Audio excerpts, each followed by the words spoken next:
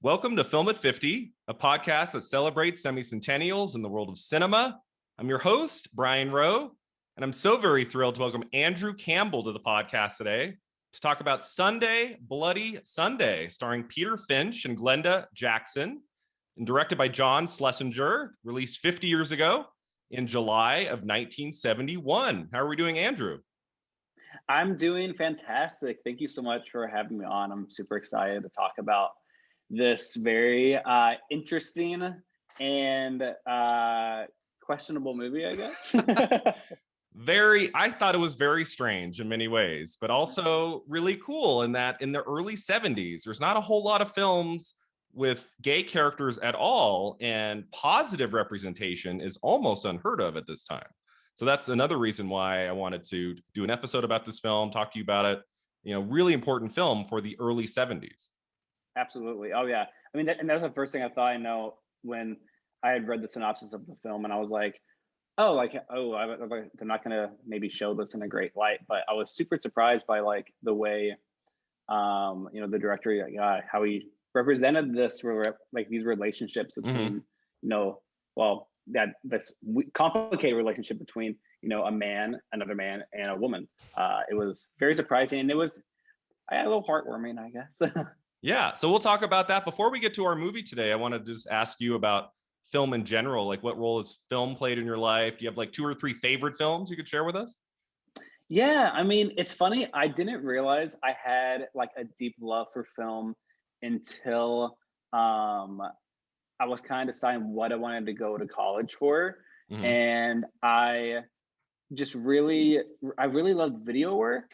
And it didn't hit me until there was a class in my high school offered for that. There was a video production class, and oh, cool. I was like, I jumped on. It was my senior year, Mm-hmm. and we had never had it before, and I just really, really loved it. And my teacher was just like, I think you have a knack for this. Like, I think you have a good like eye for like camera work, and I think this could be a good career for you. Mm-hmm. And because I was in a painter in high school. Like I painted, was like an AP classes when I always loved painting. So I thought maybe I could be, somewhere in the arts. I've always been like a pretty artistic person, I think. Mm-hmm. And, but I liked painting, but it was more as like, I wanted it to be more of a hobby. But then with like video production, I was like, this is super fascinating. So I ended up doing some contests, and I was like, I think I just got encouragement of like how well things started to go. And I was like, I think I do have a knack at this. And then in college, I started video production classes sophomore year. Cool. To like so I had to do painting and like 2D art before you can even go into video stuff. So I had to do those first. I loved them. They were super fun anyway. And then video production stuff was great. And then I did 2 independent studies with my video production professor, Doreen, and I just loved it, and it was super fun, and I loved tell stories, and it made me think of how in middle school I used to make a little embarrassing Sims 2 music videos. Sims 2. Yes. Okay. So the game Sims 2, you could record like the screen of like what was happening in the game, and it's all like all of whatever you want them to do, they'll do it. And so I made music videos, a lot of Rihanna songs, and I just made a bunch of music videos, and then I had to delete them off the internet because my mom found out I had a YouTube channel and I had my name on it, and she freaked out. I had to delete it all. That's always the worst when they find it. I know. You're like, oh no. She's like, I was like, has your first 2 initials and your last name? It was A.R. Campbell. And she was like, you're gonna get hunted, like you're gonna get hunted down and killed. And I was like, no, I'm not. And so I just had to delete it all. So those videos do not exist anymore. But I was like in middle school making these things, and I was like, I guess I was really into this. And movies are just, it was always my pastime as well. I loved watching movies just like every Friday. Like my friends, I would just go to the movies, and I just fell in love. And you have any favorites, like any that really come to mind as movies you like to watch over and over, or that have stuck with you for a long time? So I love horror movies. Yes. Scream is my favorite movie of all time. I you dressed up as Casey Becker, right? I did dress up as Casey Becker, Drew Barrymore, and Scream this for Halloween. That's so And great. it was, I mean, and it's funny because like people are like, oh, the movie's not even scary, it's not even that. And I was like, no, but it's such a fun, kind of scary movie, and it's just like the writing for it was just phenomenal, and it's so like meta for like the 90s. It's a great 90s film, and you know it talked so much about like the pop culture at that time, because I love pop culture and I loved hearing the cool references of like, oh, I know exactly what they're, you know, I know what they're talking about. It was a very hip movie, and I've seen it, I mean, dozens of times. I cannot wait for the new one coming out January 14th, 2022. Yeah, Scream 5. Yeah, Scream 5. They're calling it Scream though. I'm not happy about that. Just Scream. I know, and I'm so interested to see where it goes, because you know, Nev Campbell and David Arquette and Courtney Cox were like very much so like, we don't want to do another one. Especially Nev Campbell. She's like, since Wes Craven has passed, I really don't want to, you know, revive this. Like, but the new guys who are doing it, I forget their name, but they did Ready or Not, which is a blast. So good. And it was such a fun, I think it's a very it's a fun horror movie that, you know, has a lot of like good humor to it as well. So I feel like they are a very good team to take over this franchise. And apparently, you know, Nev Campbell was talking about how great their writing was on their script, and how it pays, you know, great tribute to Wes Craven, and she ended up, you know, being 100% for it. So I'm very nervous. I really hope she doesn't die in the opening scene. I don't think she will. I've talked about this with another guest. I don't think she would have signed up for this if she died, because I don't think she worked on the movie very long. I think she was like there for a week or 2 weeks. She's not in the whole movie. So I'm like, she wouldn't do that if they killed her off. That wouldn't make sense to me. And also, this is another reason why I don't think she gets killed off, because I was looking at IMDb stuff, which I'm trying to avoid as well. I know, I don't want to know anything.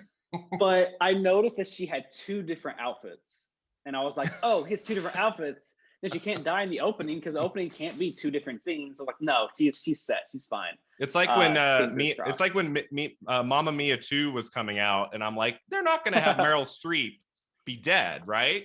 They had footage, they had like shots of her on the set and like dancing and stuff. I'm like, okay, well, she's not dead. And then we see the movie, oh, she's dead.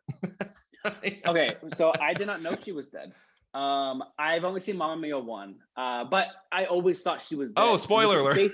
Oh, no, it's totally fine. I mean, I'm gonna go like scream into a pillow later, but I just watched Mamma Mia 1 for the first time like a month ago. Oh, okay.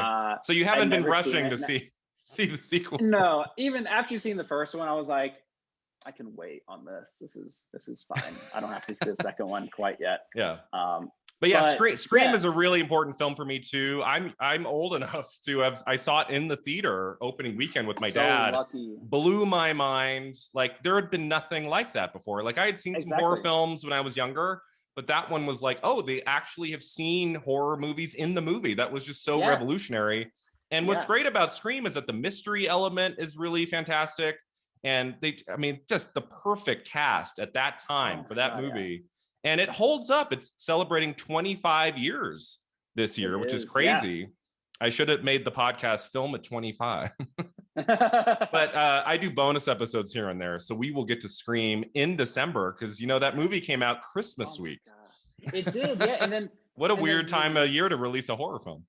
Oh my God. Yeah. And I was thinking this like that movie, the newest Black Christmas that came out like, I don't know, 2016, I think, 2014.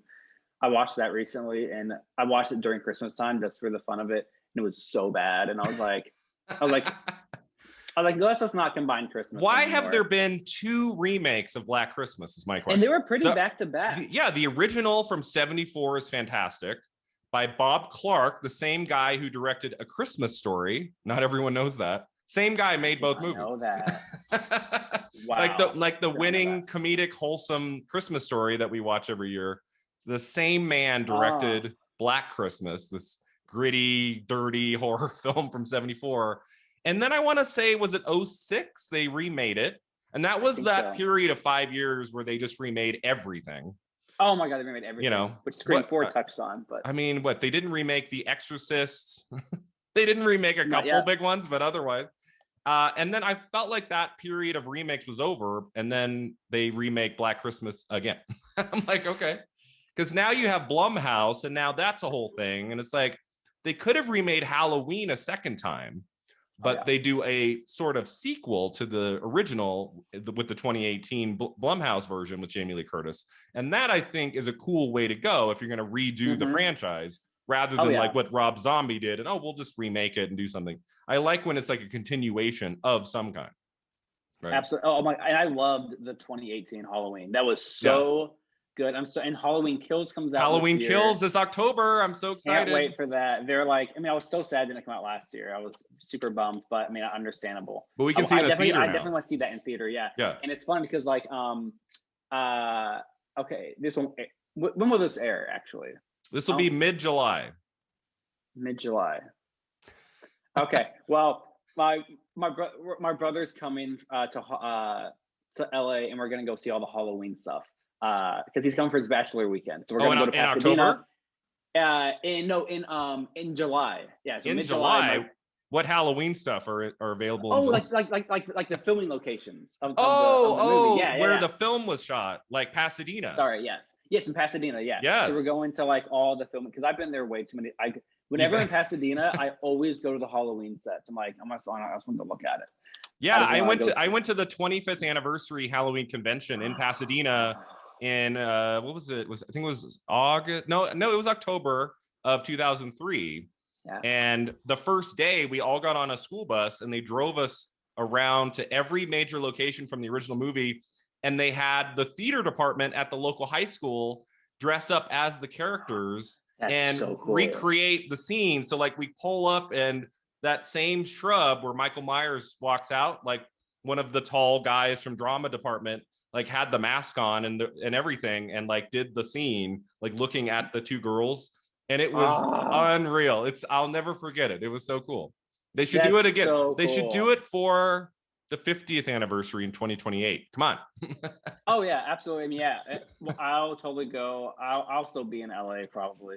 I would fly down there and go to that if they do it again. Oh yeah. Well, and I know they have a Halloween party for Scream where Stu's house is. The people Oh, I've heard of that too. They host a party every year where you can go. It's super expensive, and I'm like, I can't fly out there. And it was on Halloween, and I wanted to be here for actually Halloween. But one day I'm gonna go to that because I would love to go to that house and just like have a party in the front yard, and it all looks very similar to how you. I love going to locations of a movie that you've adored your whole life, and I've had some people not really interested in movies ask me like that's the dumbest thing I've ever heard. Why would you care about the side of a street? And I'm like, because they filmed a scene from this movie that means so much to me, and at one point in time they were right here. It's like when you meet an actor who has been a part of so many films that you love. I don't know how many actors you've met before, but it's always really weird when you see them right in front of you. Oh yeah, I mean it's like it's almost like a deja vu kind of thing. It's like, oh, like I've seen this before, but it's not really here. And I remember like when I went to the Laurie Strode's house, where it was filmed. I love going. I remade a photo of it because I had to. But the crack that was in that center block that she was sitting on, that crack is still there. Like that, they never fixed it. And I was like, that crack has been here. The crack is in the movie almost for what 43 years now.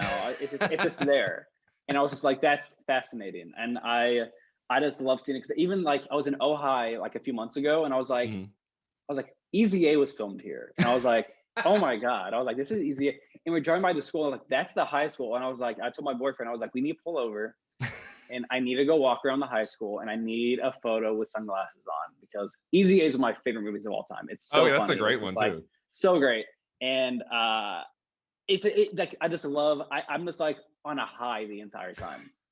It's sad when the location looks vastly different when the house has been redone. You're like, okay, but when it looks really close, like some of the locations in Halloween, like the school, like it looks like almost exactly the same. And there's like even Tommy Doyle's house, and that's in West Hollywood, and it still looks very like pretty much the exact same color. I think it's still like that bluish color, or unless it was white back then.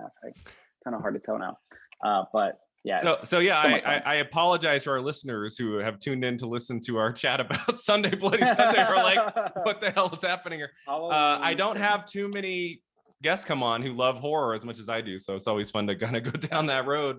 But yeah, let's get into our movie today, which is Sunday Bloody Sunday, which is released in 1971 July. And I have a short, just brief synopsis about the movie here I wanted to touch on. And then you can, if there's something I'm leaving out that you feel is really important, you can add to this, Andrew. Yeah. So this movie is about a doctor named Daniel, played by Peter Finch, and a divorced working woman, Alex, played by Glenda Jackson. They're both having affairs with the same younger man, Bob, played by Murray Head. Daniel and Alex are both aware that Bob is seeing the other person, and they are okay sharing him, since in some ways they're both afraid to lose him, right? Alex is at a crossroads professionally. Daniel still has not told his family about being gay, even though he's comfortable in his sexuality, his orientation, able to be entirely himself when he's with Bob and with friends. When talk of a move to the United States by Bob becomes more and more serious, Alex and Daniel have to decide what their next steps will be. It's kind of like the basic premise of the movie. Anything you want to add to that? No, I think you nailed it. That was perfect. I was just like, wow. I was like, you summarized it way better than I would have added in so many extra things. I ramble on too much. I would have been like, and then this happens, and that would have spoiled the entire movie. In my analysis, so I feel like the first few episodes I would do that. I would talk for 3 minutes. All right. So then in this scene, it's like, no, like so the idea is that if you're listening to this podcast, it's 50 years ago. The idea is the best way to listen to our conversation is to go watch the film and then tune into our conversation, because I do often spoil the endings. I was trying not to for the first few weeks, and I'm like, well, it's been out for 50 years, so there's been time to see it. So a lot of these films, including this one, we have to talk about the last scene. Like, the last scene's very interesting, so we will get to that. Before I ask you your opinion about the movie, Andrew, I thought I'd give some trivia about Sunday Bloody Sunday. So this film was written by Penelope Gilliatt and John Schlesinger. It was director Schlesinger's follow-up to his Oscar-winning film Midnight Cowboy. So Midnight Cowboy came out in '69. That film won Best Picture and Best Director at the Academy Awards. And this was his follow-up movie 2 years later. Sunday Bloody Sunday is based on, I guess in part, Schlesinger's affair he had with an actor named John Steiner. Oh. So okay. I did not look up John Steiner, but I'm assuming John Steiner was maybe a younger man. Probably. Yes. And maybe there was a woman that John would also see. I don't know. I tried to find like more information about that. Like, is this something that Schlesinger actually went into in interviews, like talked about the affair, but I couldn't find anything. I don't know about you, but that's interesting. That's I mean, it's because he co-wrote the script, so it's part of his experience. He had some some firsthand experience with that. Yeah. I mean, I did not know that Schlesinger was gay until watching this film. I'm like, okay, he made Midnight Cowboy. That's also got some gay themes. And his last major film, starring Madonna, which I have never seen, called The Next Best Thing. Rupert Everett's in that. He plays a gay character. Oh. So I'm like, oh, that's 3 films about gay characters. I wonder if Schlesinger's gay. And I looked him up on Wikipedia, and yes, he had a partner of more than 30 years. And so that was interesting. I did not know that about him until yesterday. Yeah, and it's funny because I looked that up as well, and I had seen that, and I watched his Oscar speech when they won Best Picture as well. Oh, cool. And it's funny because like I watched Midnight Cowboy recently, and I think in Midnight Cowboy it was such interesting like combination of like homophobia, but like a weird like gender or sexuality like fluid kind of thing, because like the character was allowing men to do stuff to him even though he was not necessarily straight.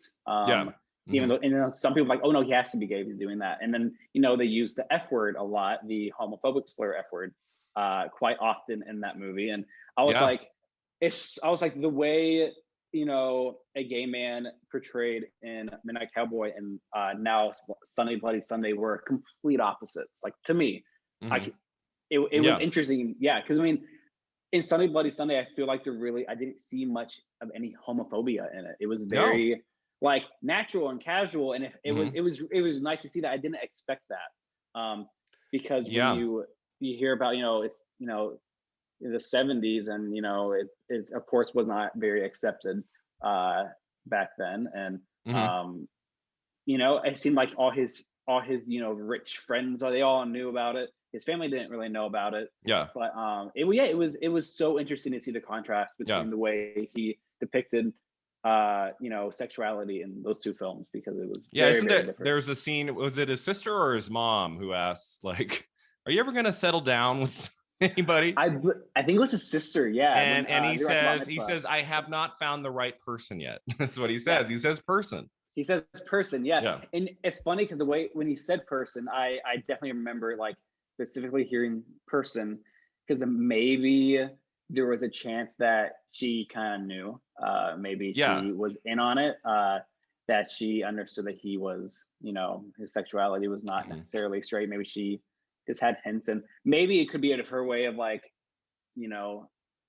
telling him, like, I know, like, and then his way of saying person was his way of like a wink, like he's like, like, I haven't found the right person yet.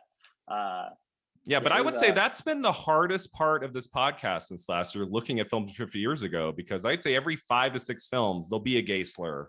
There'll be a scene where a gay character is treated really poorly. And I go, and it takes me out of the movie. I'm like, okay, Brian, context. This is 1971. It's a different time. But the story I always tell is I watched The Owl and the Pussycat with Barbara Streisand. And her first scene in the movie, she's being super, super homophobic with the male character. And I almost, like, canceled the episode. I couldn't, like, it was hard to watch. And so to get to a movie like this, and we did talk about Boys in the Band last year, which is such a great, pro-gay film, directed by William Friedkin, before he did The Exorcist, which I always find really interesting. Boys in the Band, to the French Connection, and The Exorcist, Mr. Friedkin. As we'll get into, this film deals with gay themes and sexuality in a much more progressive way than almost anything else, especially at a wide release movie. A movie that got Academy Award nominations, that got a lot of press and had big talent. I mean, Peter Finch was a big name actor, and Glenda Jackson had just won the Academy Award for Best Actress the year before for Women in Love. So this is not just like a little art film. It was people knew of this film. And because I didn't know much about those two actors. I've definitely heard of Peter Finch. And I was looking back and I was like, oh, I've definitely have seen him in the films that my parents have watched. I also know, I was just like, he has incredible eyes. I was like, this man. I was like to my boyfriend, I was like, he's much older now, but I was just like, he's a very attractive man. Like, he is very, very attractive, Peter Finch. Very attractive guy. Oh my God, 100%. Like, I can see, like, how the younger man kind of got, swept up in him, like, just looking at his eyes. So you watched this with your boyfriend? He watched it too? No, he did not. No. Oh, okay. He. I showed him pictures later. We were having dinner last night, and I was just like, check out this guy. I was discussing the movie with him, and I was like, look at him, and he was like, he's like, yeah, like a daddy, I guess, back then, for sure. Yeah, I did not watch this with my boyfriend. He likes movies made in the last 2 years that have action in them, so he would have been struggling. That's my boyfriend as well. He is much more like, what's happening? He's like all for me doing this podcast, but he's like, don't ask me to guess. I won't have much to say. I'm like, well, maybe an old Disney film. We'll figure it out. All right, so let's see some other things. So, as I said to you before we started recording, Daniel Day-Lewis, the great 3-time Oscar winner, makes his film debut in this movie. He is 14 years old, playing a teenage street vandal. He later described his acting experience on Sunday Bloody Sunday as heaven. So I'm like, so I don't know about you. Like, when I think of Daniel Day-Lewis, like, the earliest I think of him is like mid to late 80s. Like, that's when he started kind of breaking through in some films. Like, there's a gay film he's in. I think it's called, it's either The Beautiful Laundromat or My Beautiful Laundromat. He plays a gay character. I want to say that's like 85, 86. Interesting. And then 89 is My Left Foot, which was his real breakthrough. That's what won him the Oscar for Best Actor. And then you get his films, of the next 25 years after that. And it's just extraordinary work. but we all have to start somewhere, right, Andrew? Absolutely. Tom Hanks started in He Knows You're Alone, a little slasher film. Every actor starts somewhere. Not everyone can be Meryl Streep starting in Julia with Jane Fonda. Some of them get their start as little bit parts. And this is where Day-Lewis got to start in film. I had no idea. Now I kind of want to go back and like see him again, see that little scene again. Yeah. I mean, it's funny you say, because I was watching 13 Going on 30 recently. And love that. That's a great movie. That's like a heartwarming movie. But Brie Larson is an extra in that. Yeah, she's like a very brief role, right? She's like barely in it. And she doesn't even say anything. She just like is on front of the camera, and then she's one of the 6 chicks or whatever. And I was watching, I was like, that's Brie Larson, and I was like completely blown away. I was like, well, now she is an Oscar winner. That's something really fun. When you go back at least 20 years, you'll often, especially like kind of mid-level movies, you will find some people, including on television too. Like you'll be like, oh my God, look who it is in a one-line role. Future Oscar winner. So that was the case of Day-Lewis here. So he's not in the background and out of focus as an extra. Like he's like, there's at least one shot of him full on, but you would not recognize him. I looked up the pictures of him on Google, God, and I'm like, oh, he does not even look like him. It's crazy. So that's cool. So I guess we could have had our end segment be "End the career of Daniel Day-Lewis." Not yet. We'll get to him later. So let's see what else. So in John Eastman's 1989 book Retakes, Behind the Scenes of 500 Classic Movies, it says that Peter Finch and Murray Head were the only people on the set not disturbed when it came time to do their big kissing scene, right? So we have moments of intimacy between these two men throughout the movie, but towards the beginning, minute 22, I clocked it. Minute 22 is they share a passionate kiss for like 5-6 seconds. It's not just a little, kiss on the cheek. Like they have a full-on kiss. And I think you need that in the movie to really show the audience, like, okay, this is who these men are. Like, they're not just friends. And so apparently on the set, they were the only two like really comfortable with that scene, including Finch. Ian Bannon was fired from the role of Daniel shortly after filming began. Peter Finch was not the first person to play the role. Really? Schlesinger had hired someone else. I don't know his work. His name's Ian Bannon. He got so nervous about that kissing scene that he could not concentrate enough to really get into the part, and he was fired from the role. And they brought in Finch like right away.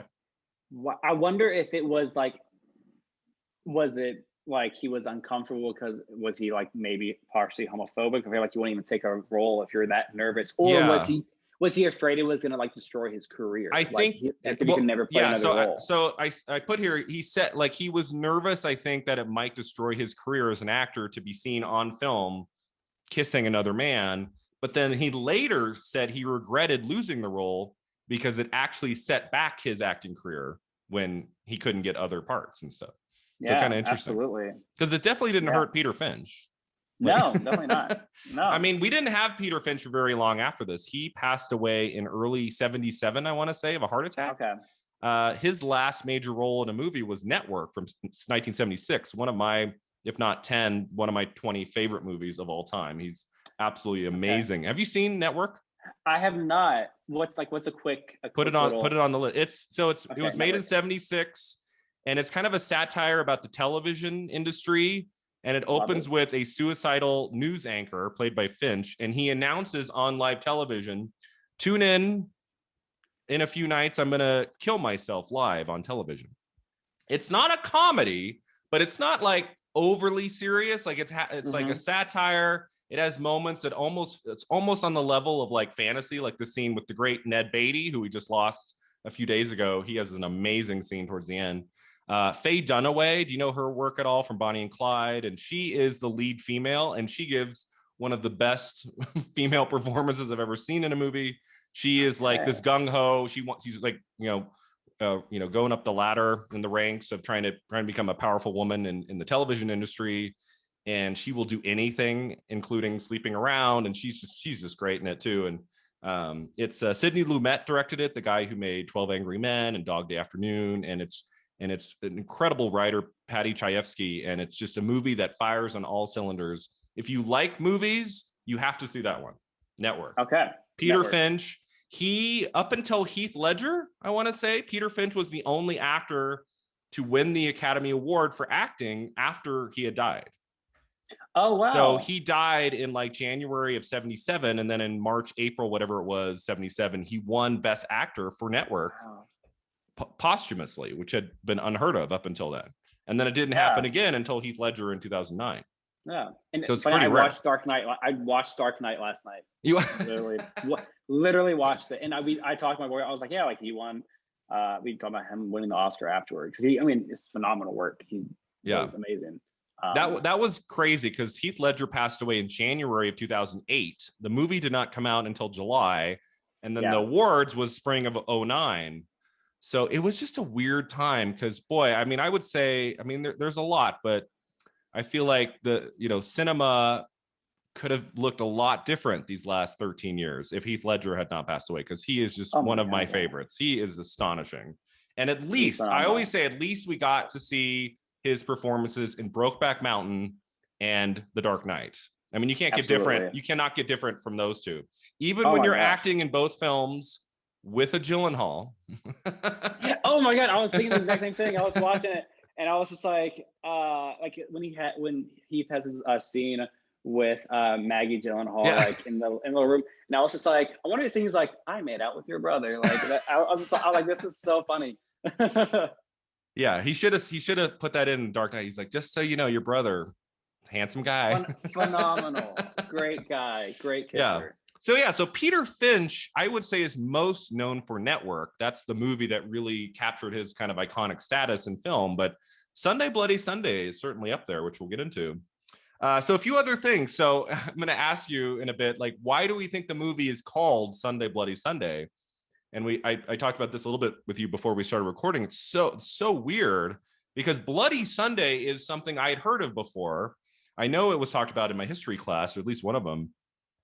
So so in January of 1972, Sunday Bloody Sunday, the film, was still playing in theaters. And in the Northern Ireland city of Derry, the day when a peaceful civil rights march was organized, ended in tragedy when 27 people were shot by the British Army, of which 14 died. The day would be remembered in history as Bloody Sunday.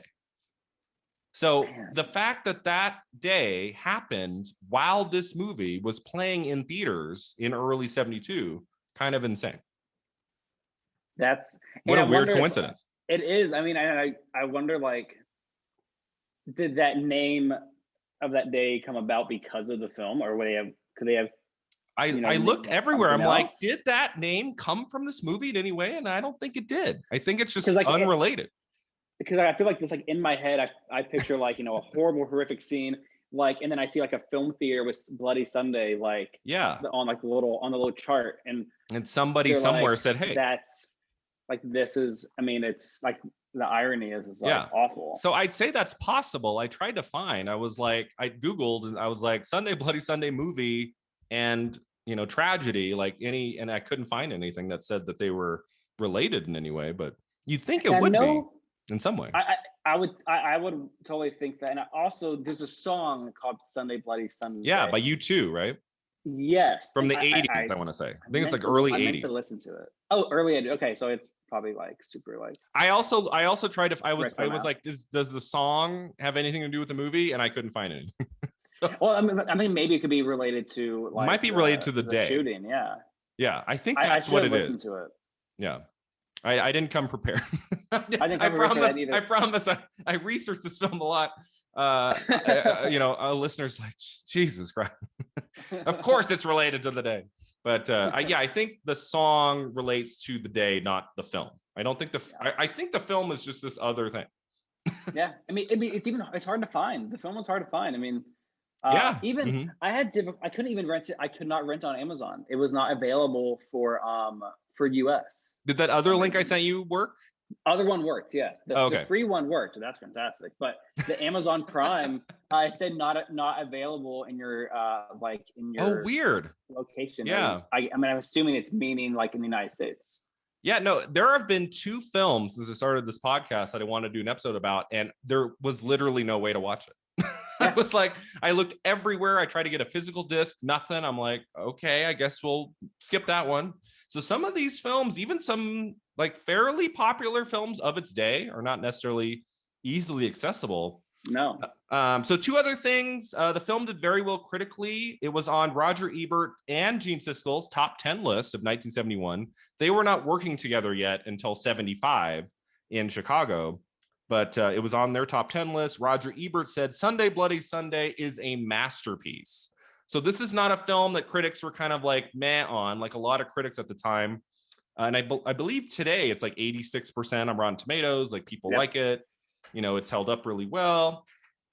And then the last thing about the movie I have here is that so this film received 4 Academy Award nominations.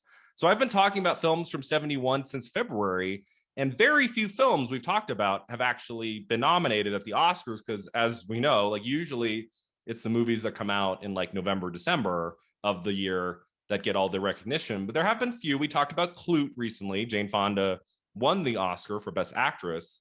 And then there's this movie. It didn't get a Best Picture nomination. This happens with usually at least one film every year. It got original screenplay, actress for Jackson, actor for Finch, and best director for Schlesinger nominations. It was not nominated for Best Picture, which is always kind of weird to me. It's always weird to me when the director gets nominated, but not picture. Yeah, it's like you were good, but not that good. Yeah, I mean, sometimes it's for like the really like visually dazzling directors. I always think of like Spike Jonze got nominated for Best Director for Being John Malkovich. But the movie might have been a little bit much for some older Academy members. They might have been like, I don't want to nominate the movie, but he did some cool stuff here. Let's give the director a nomination. So that happens. But so it didn't win in any of the 4. Finch won Best Actor at that year's National Society of Film Critics for Sunday Bloody Sunday. And the film won 5 BAFTA awards, the British Academy Awards. It won Best Actress, Best Actor, Best Director, Best Picture. Wow. At the BAFTAs for 71. Dang. So, which makes, I mean, it's like a British film, so it makes sense that they would maybe like it a little more. Like the American audience. I was just thinking, like, I was like, oh, like thinking the whole like, why it wouldn't be available here in the States? Was this a British produced film, or was it a American produced film? Or I think it's a British produced film. I mean, it's all shot in Britain, and I think that whole cast is British. Schlesinger, I mean, Midnight Cowboy is in the United States, right? So that's the only part of the equation.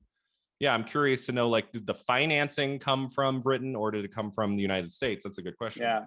But it seems like it's mostly like a British production. I think so, yeah.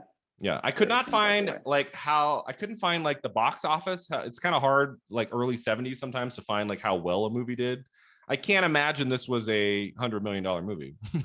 No, not. But, you know, as I say, like the biggest movie of 1970 was Love Story, this very quiet, intimate romance drama, and it made over $100 million. So it happens. But yeah, I think a movie like this, I think it would have brought audiences in for sure, but I don't think it would have been a huge money earner. Anything else about the movie you read, Andrew, or anything else you want to share that you looked up or anything else? I talked about the actors and like Glenda Jackson. This is a crazy period for her. She wins Best Actress at the Academy Awards for Women in Love, 1970. She's nominated for this movie, 71. 73, she wins again for lead actress at the Oscars for A Touch of Class in 73. So like 4-year period. And I looked up her filmography. It's so interesting. She makes her last film in 1992.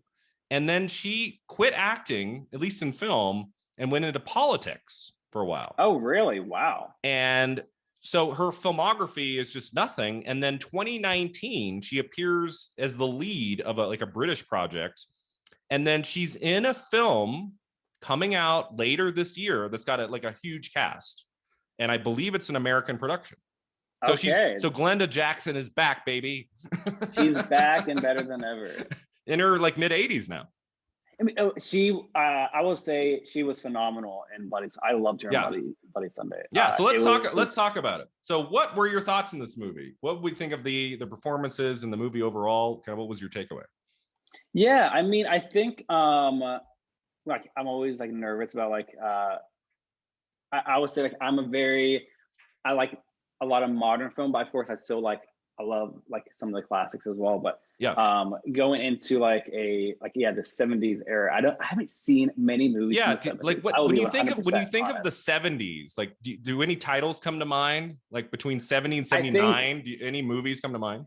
I mean, Halloween is because I love horror movies. Halloween's like one of my favorite movies of all time. Yeah. That's definitely in there. Horror films of the 70s are great, like a really interesting. Oh yeah, we've talked about this a little bit. Early 70s, not so much. Like the early period of the 70s, it's a lot of British horror films that are a little bit stiff, and they haven't quite found their voice until we get into like The Exorcist and Texas Chainsaw in like 73, 74. But like I would say the second half of the decade for horror films is like really interesting and a lot of cool stuff happening. Yeah. Oh yeah. So just Halloween. Yeah, Halloween is like the only one I can think of right now. I just love that movie so much. Yeah. So the 70s, I mean, it's a weird period of film because so in 71, we're in between the MPAA starting their ratings board system where now films can be censored, but at the same time, you can do more than you ever could in film history, right? Like in the early mid 60s, you couldn't really swear, you couldn't really show nudity, you couldn't really, do anything, to a certain point. Yeah. And now in 71, you can show nudity. You can have a gay relationship. You can show male kissing. Like you can do other stuff. And we're not yet to the blockbusters like Jaws, like Star Wars, which would be later in the 70s. So from like 70 to 74, like the studios kind of stay out of it, and they gave really talented younger directors, mostly, the keys to the kingdom to just kind of tell the stories they wanted. So this period in film is really interesting, and why I wanted to do the podcast about it, because there's such focus on character over plot, and for me that's always makes movies more interesting, makes stories more interesting, and that's definitely the case with this movie. Absolutely. I mean, because the story itself, I mean, it's not exciting. It's just it's not an exciting movie. I wrote down at one point, there's not really a plot. I mean, no, there really isn't a plot. And I think, and that made me think of a lot of other movies I'll mention later that I really love because, I mean, they're not really plot driven. It's, these characters and the dynamics and like the internal stuff that like each of them are going through. Cause I feel like in this movie, it was so, just the characters were also different. Like, Alex was so complicated. Yes, she was so complicated and almost like angsty a little bit. Yeah. Because like with her dinner with her parents was like so like uncomfortable. I feel like it was like a teenager having dinner with their parents because they're like, are you gonna be with someone? And was she divorced? She was divorced. She's spending half of Bob's time. That's the younger guy, Bob. She's been spending time with him. And at one point in the movie, she sleeps with an older man, and her client. She seems a little lost. Yeah, it feels like she's almost having like a midlife crisis as in, oh my gosh, I have so much I need to get done now. Because even like, she's watching the children of her friend. Oh my gosh, that was such a stressful situation. I don't know how Alex did that. Like they had 5 kids, I think, right? Yeah, there's a lot of the film is about Alex hanging out with these kids. It's kind of a strange portion of the film I didn't expect. I mean, and it's like, oh, is she gonna be like, oh, thank God I didn't do this? Like, thank God I don't have kids like this because it's a nightmare. And also, the kids smoking weed was the weirdest thing in the world. Like, it's 7 a.m. All the kids are in bed with Bob and Alex, and the kid just like pulls out a joint, starts smoking weed, and I'm like, It's like, what's happening right now? And I was like, is this actually weed? I was just like, are they letting these kids actually smoke? A lot of things are going on in my head. That whole little, it was such an interesting dynamic because I mean, it was like she was playing house for a bit. Like Bob was her husband, these were their kids. They're having breakfast in bed on a Sunday or whatever day it was, and then she has to, you know, go back to whatever her regular life of work in her messy apartment where she just like leaves dishes out everywhere. She knocked over her cigarette the ashtray. What is it called? Ashtray. Oh my god, it's been so long. An ashtray. She just knocked it she knocked it over and left it there for a week. She didn't care. Sounds like my old roommate. And then I mean you have then Daniel, who's more put together. He's right? so he's like, yeah, it's like he feels very comfortable with himself. He feels very confident. He understands sexuality. He, you know, is surrounded by all these, you know, very intellectual people. Alex keeps to herself. She's not social at all. More of a loner. Yeah, she's a loner.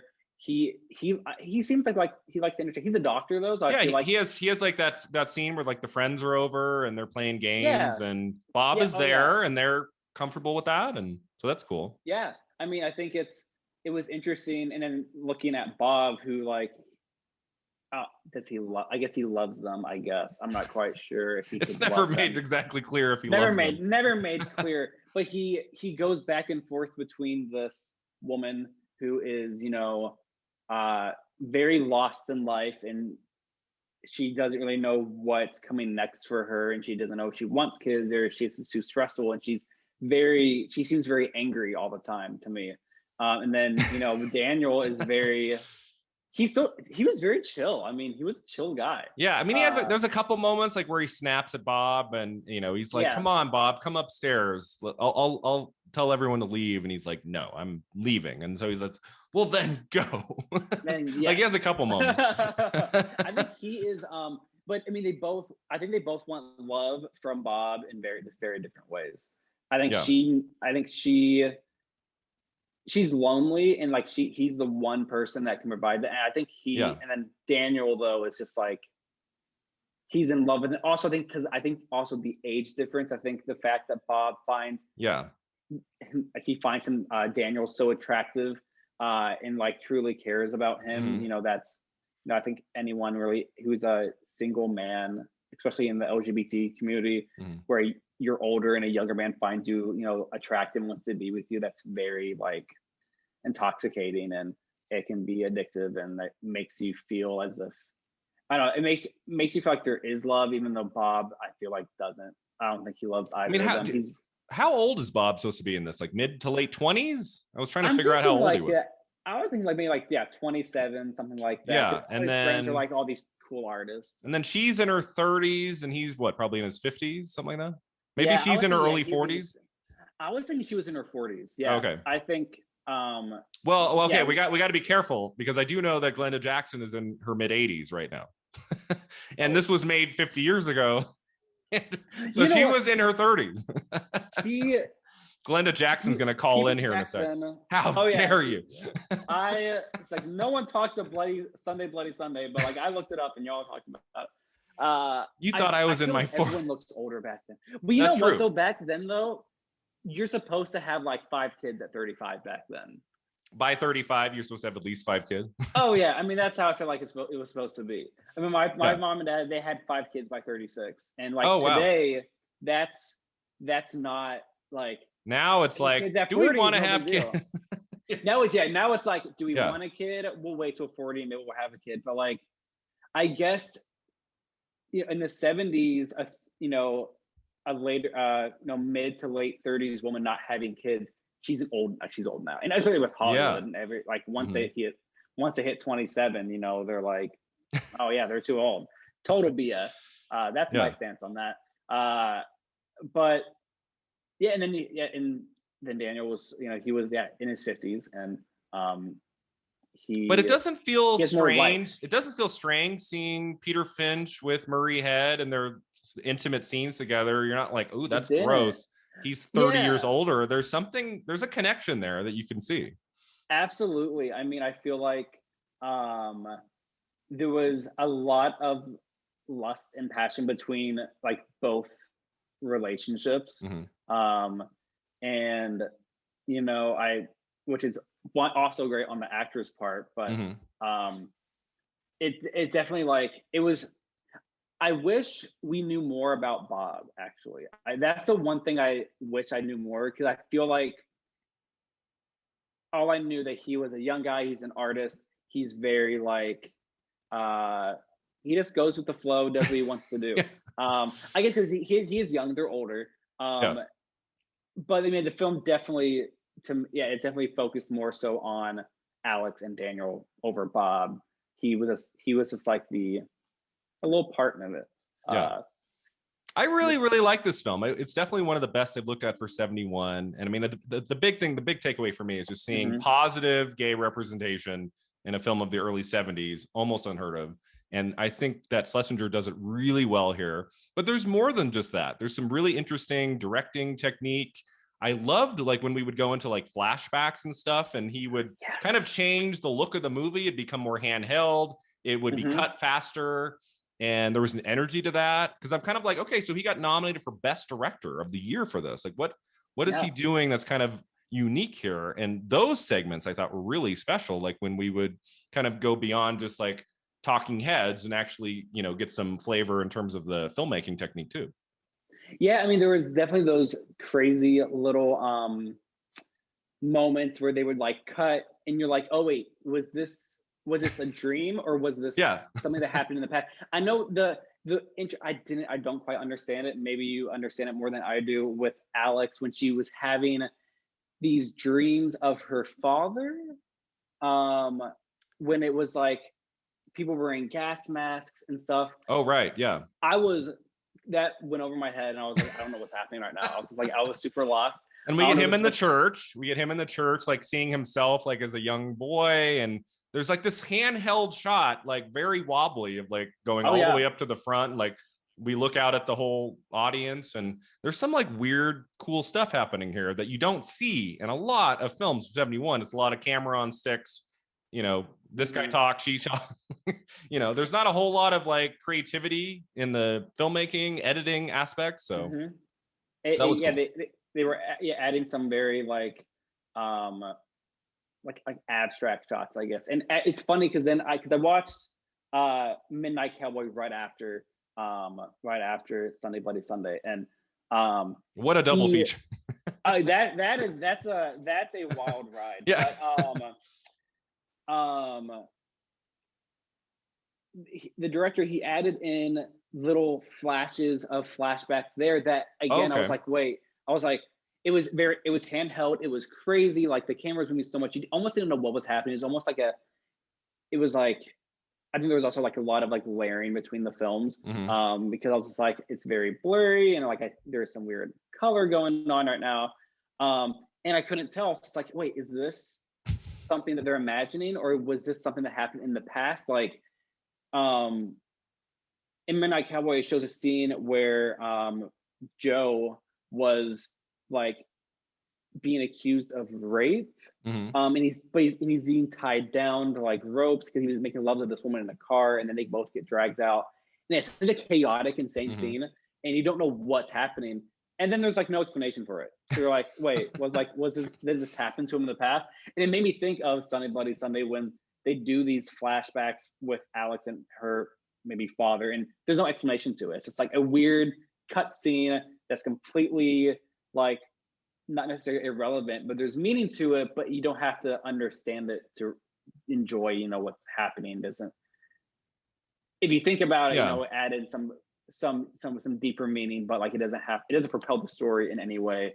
You don't get Yeah. If lost there's because yeah, of if it. there's one thing I struggled with a little bit in Sunday Bloody Sunday, it was like the amount of time spent on different things would be a little bit out of balance. I felt like I wrote down twice. I was like, why are we spending this much time with Alex and those kids when I'm kind of more interested in the relationships between the three characters and like them Hmm spending time together?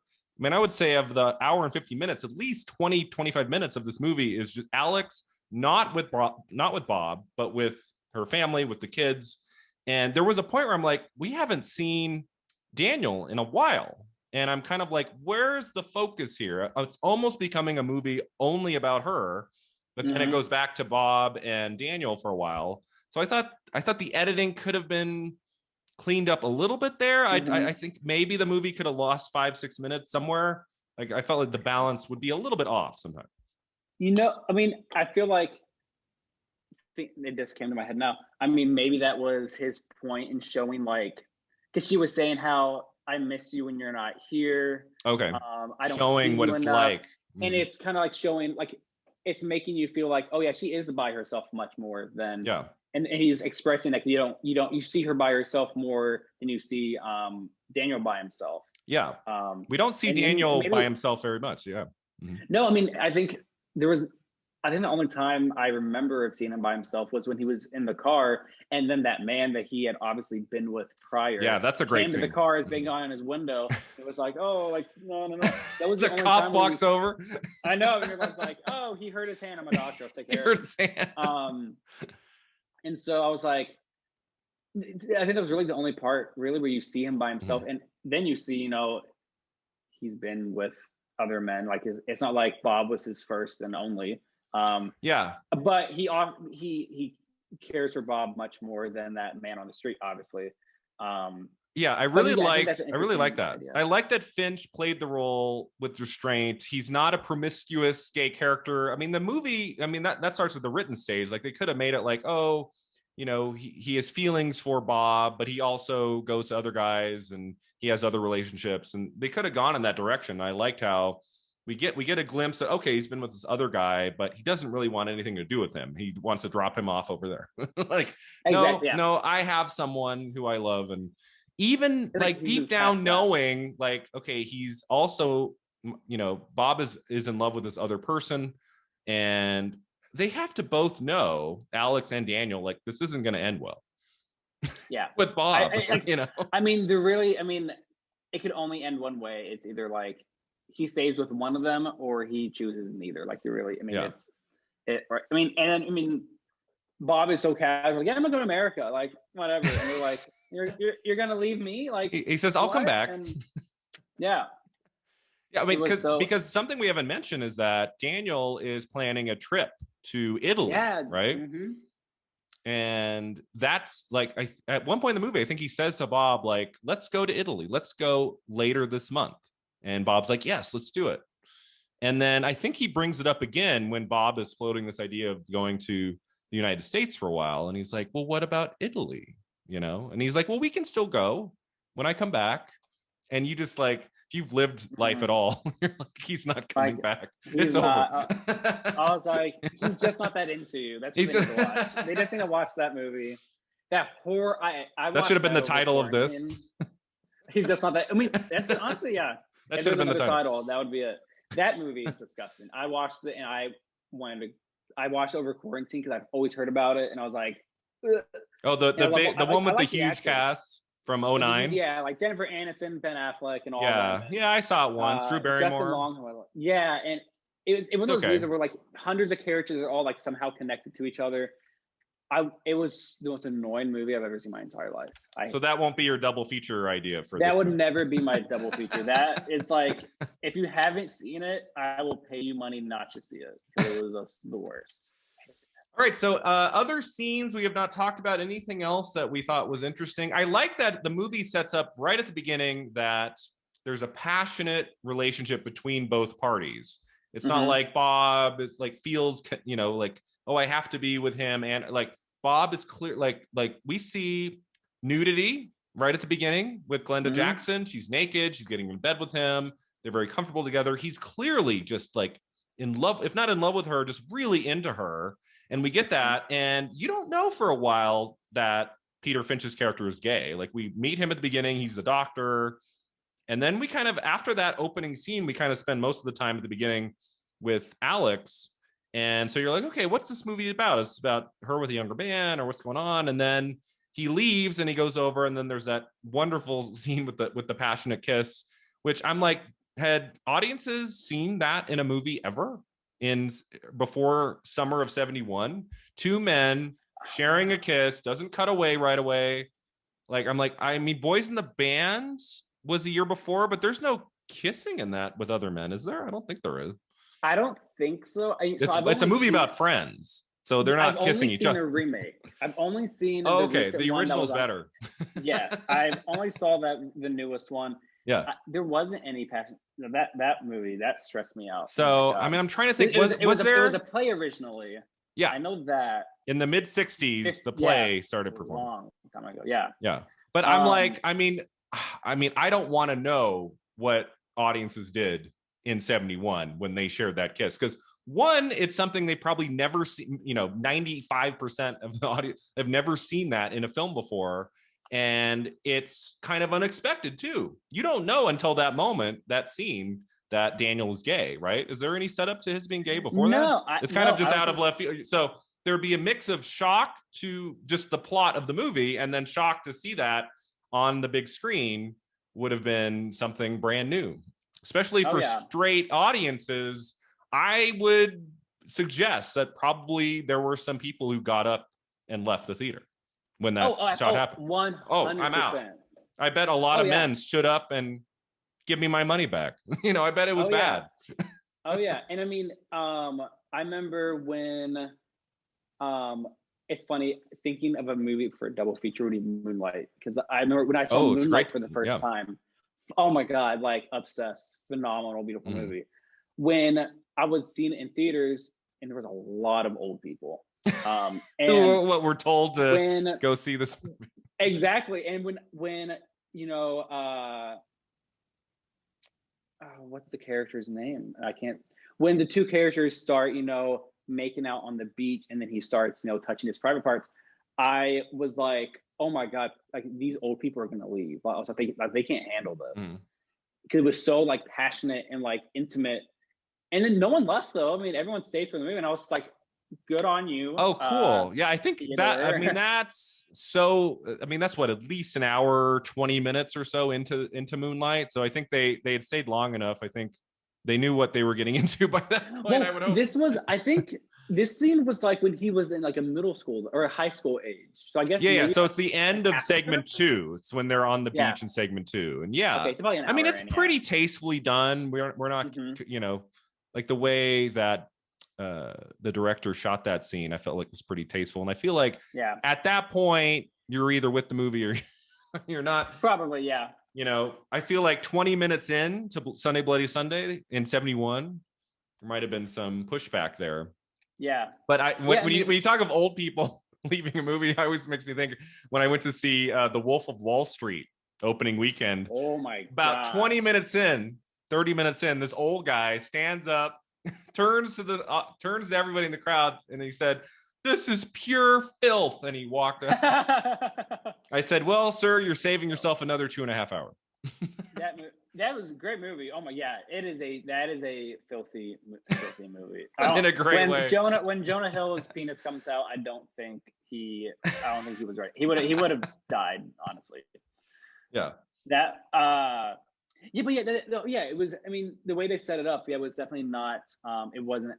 But it's done with such taste. It's not overly sexualized. Like they get in bed together, and it's like the camera's like over like the shoulder, and you just see kind of their chests kind of getting in bed. Like, it's very tasteful. There's nothing in this movie that would have had audiences screaming into the aisles outside of maybe the kiss in 71. Absolutely. Yeah, I mean, I really love that because he was very respectful. Like, the director was so respectful of the relationship, and representing, two men making it as if like it came off so naturally, and I really love that because it was just I wasn't around in the 70s, and of course I did this history, like I know how things were, and it's definitely even today people would freak out about it. Some people. But the way he handled it was beautiful. I can't even imagine what it would have been like, on the other hand, for a gay man, especially a closeted gay person, to have walked into Sunday Bloody Sunday in summer of 71 and seeing that moment. I mean, that must have been like, earth shattering in a great way. Like, wow, You know, because that's, have you seen the Celluloid Closet, the documentary about gay history in film? And I remember Harvey Fierstein says at one point, he said, you know, when I was younger, going to the movies, to see anything, even just one little scene of a side character, like just something in the movies or even on television, would be huge. And so I think in, you know, this period of time, to see that and done in such a positive way must have really blown the minds in a good way for a lot of gay audience members too. Oh, absolutely. And I know when I was watching a review, a YouTube review of this movie, the guy had mentioned he was a gay man who was making a video, and he was saying he saw it in theaters and how like, oh cool, he's like my gay friends, when my straight friends, like when this came up, they all freaked out. They're like, ew, and they went, ew, ew, ew. He's just like, he was in the closet. He was like, he secretly was just like, this is great. He's just like, I've never seen this before. He said that this was hot as hell. And he it was definitely like, it was a positive thing for him to see such, you know, passion. And it was a joke. Like their relationship was not made to be in any way funny or humorous. Cause like in Midnight Cowboy, there was a very what's it called? A very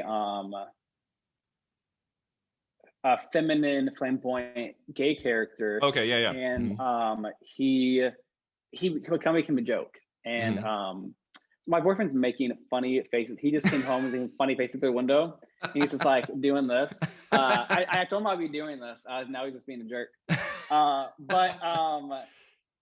Yeah, there's a lot of that period, like late 60s. There are some gay films where there's some big name talent like playing gay characters, and they do it in a really feminine caricature way that is almost hard to watch now.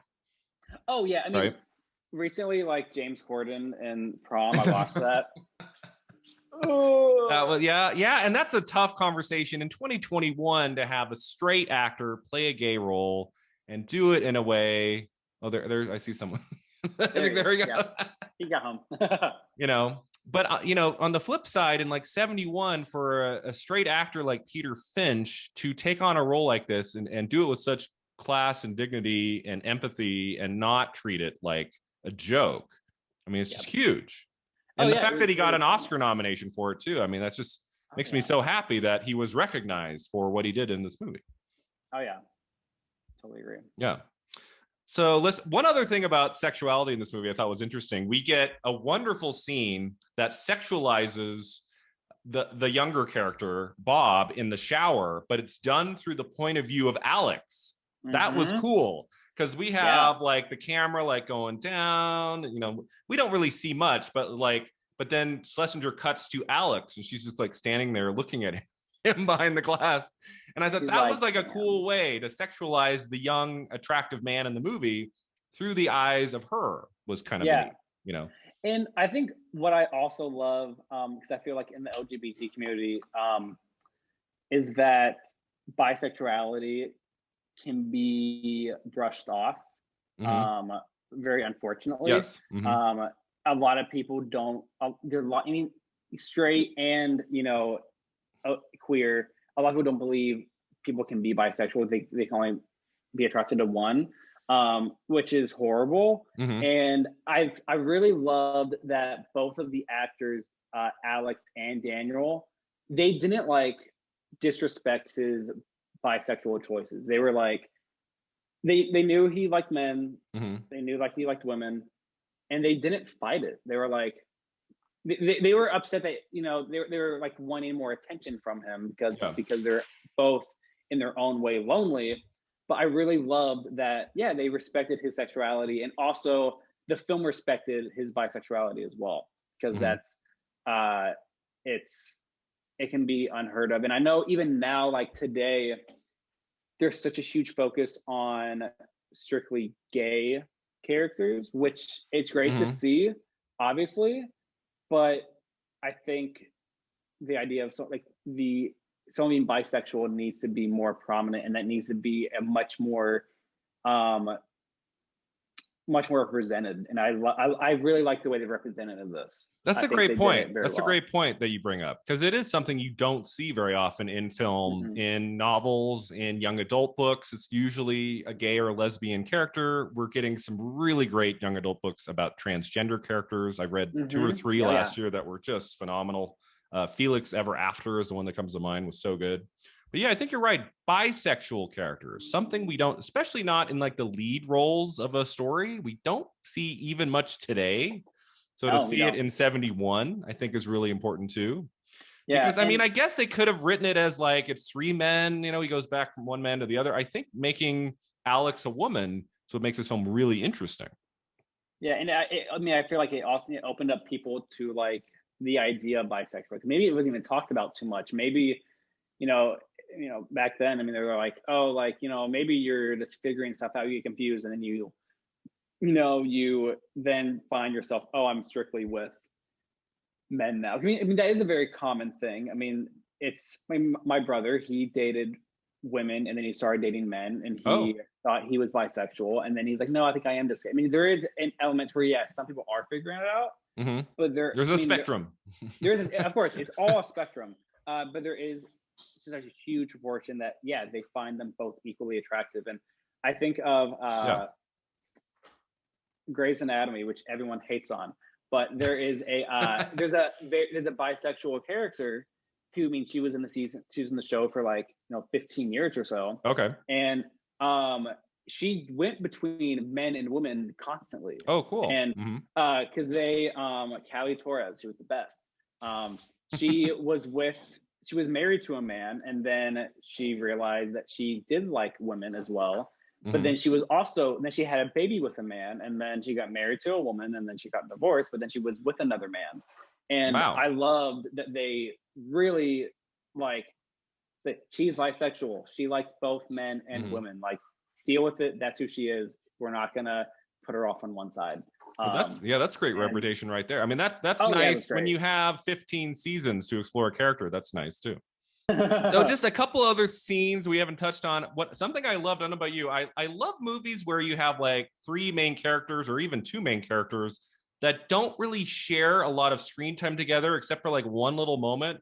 It's like the Sleepless in Seattle thing, right? Where they're like separate the whole movie. And then I was like, are we going to get a scene with Alex and Daniel? Because they're such great actors. I'm like, there's gotta be a scene, right? And we get one brief moment. What does that last? A minute and a half, maybe? And they talk outside of that house that they both go to with the family. And they just say a few words to each other. It's very, very quick. And doesn't he give her like a cigarette? And then he leaves. And that's, correct me if I'm wrong, it's the only time they interact in the whole movie, right? That's the only time. And I was so, I did love that scene. I thought like that was one of my favorite scenes, because I was like, oh my God, they're gonna like, are they gonna figure it out? Or is it like a weird coincidence? Like, how do they both know this family? But then they give each other that look, and I'm like, oh, so they're aware that they are the other person that Bob sees.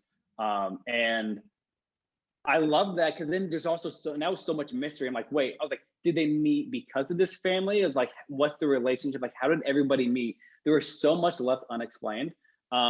And I thought that was great, that so much was this.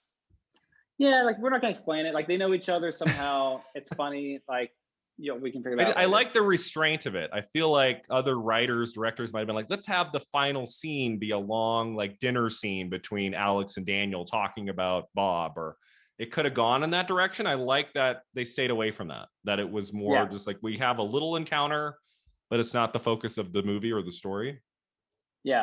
Anything? Go ahead. Oh, sorry, go ahead. Oh, I was just going to ask anything that you didn't like about the movie, any flaws. I have a couple quick things that I thought outside of what I already mentioned about maybe a little bit too much focus on Alex over Daniel at some points. Anything else that you think it was too slow, or anything else that you thought was lacking at all? I mean, there definitely wasn't too much of a plot to it. It was very. There's not a lot at stake. no one's going, like, we just know Bob's going to America, or he wants to go to America, but like, there's nothing propelling it.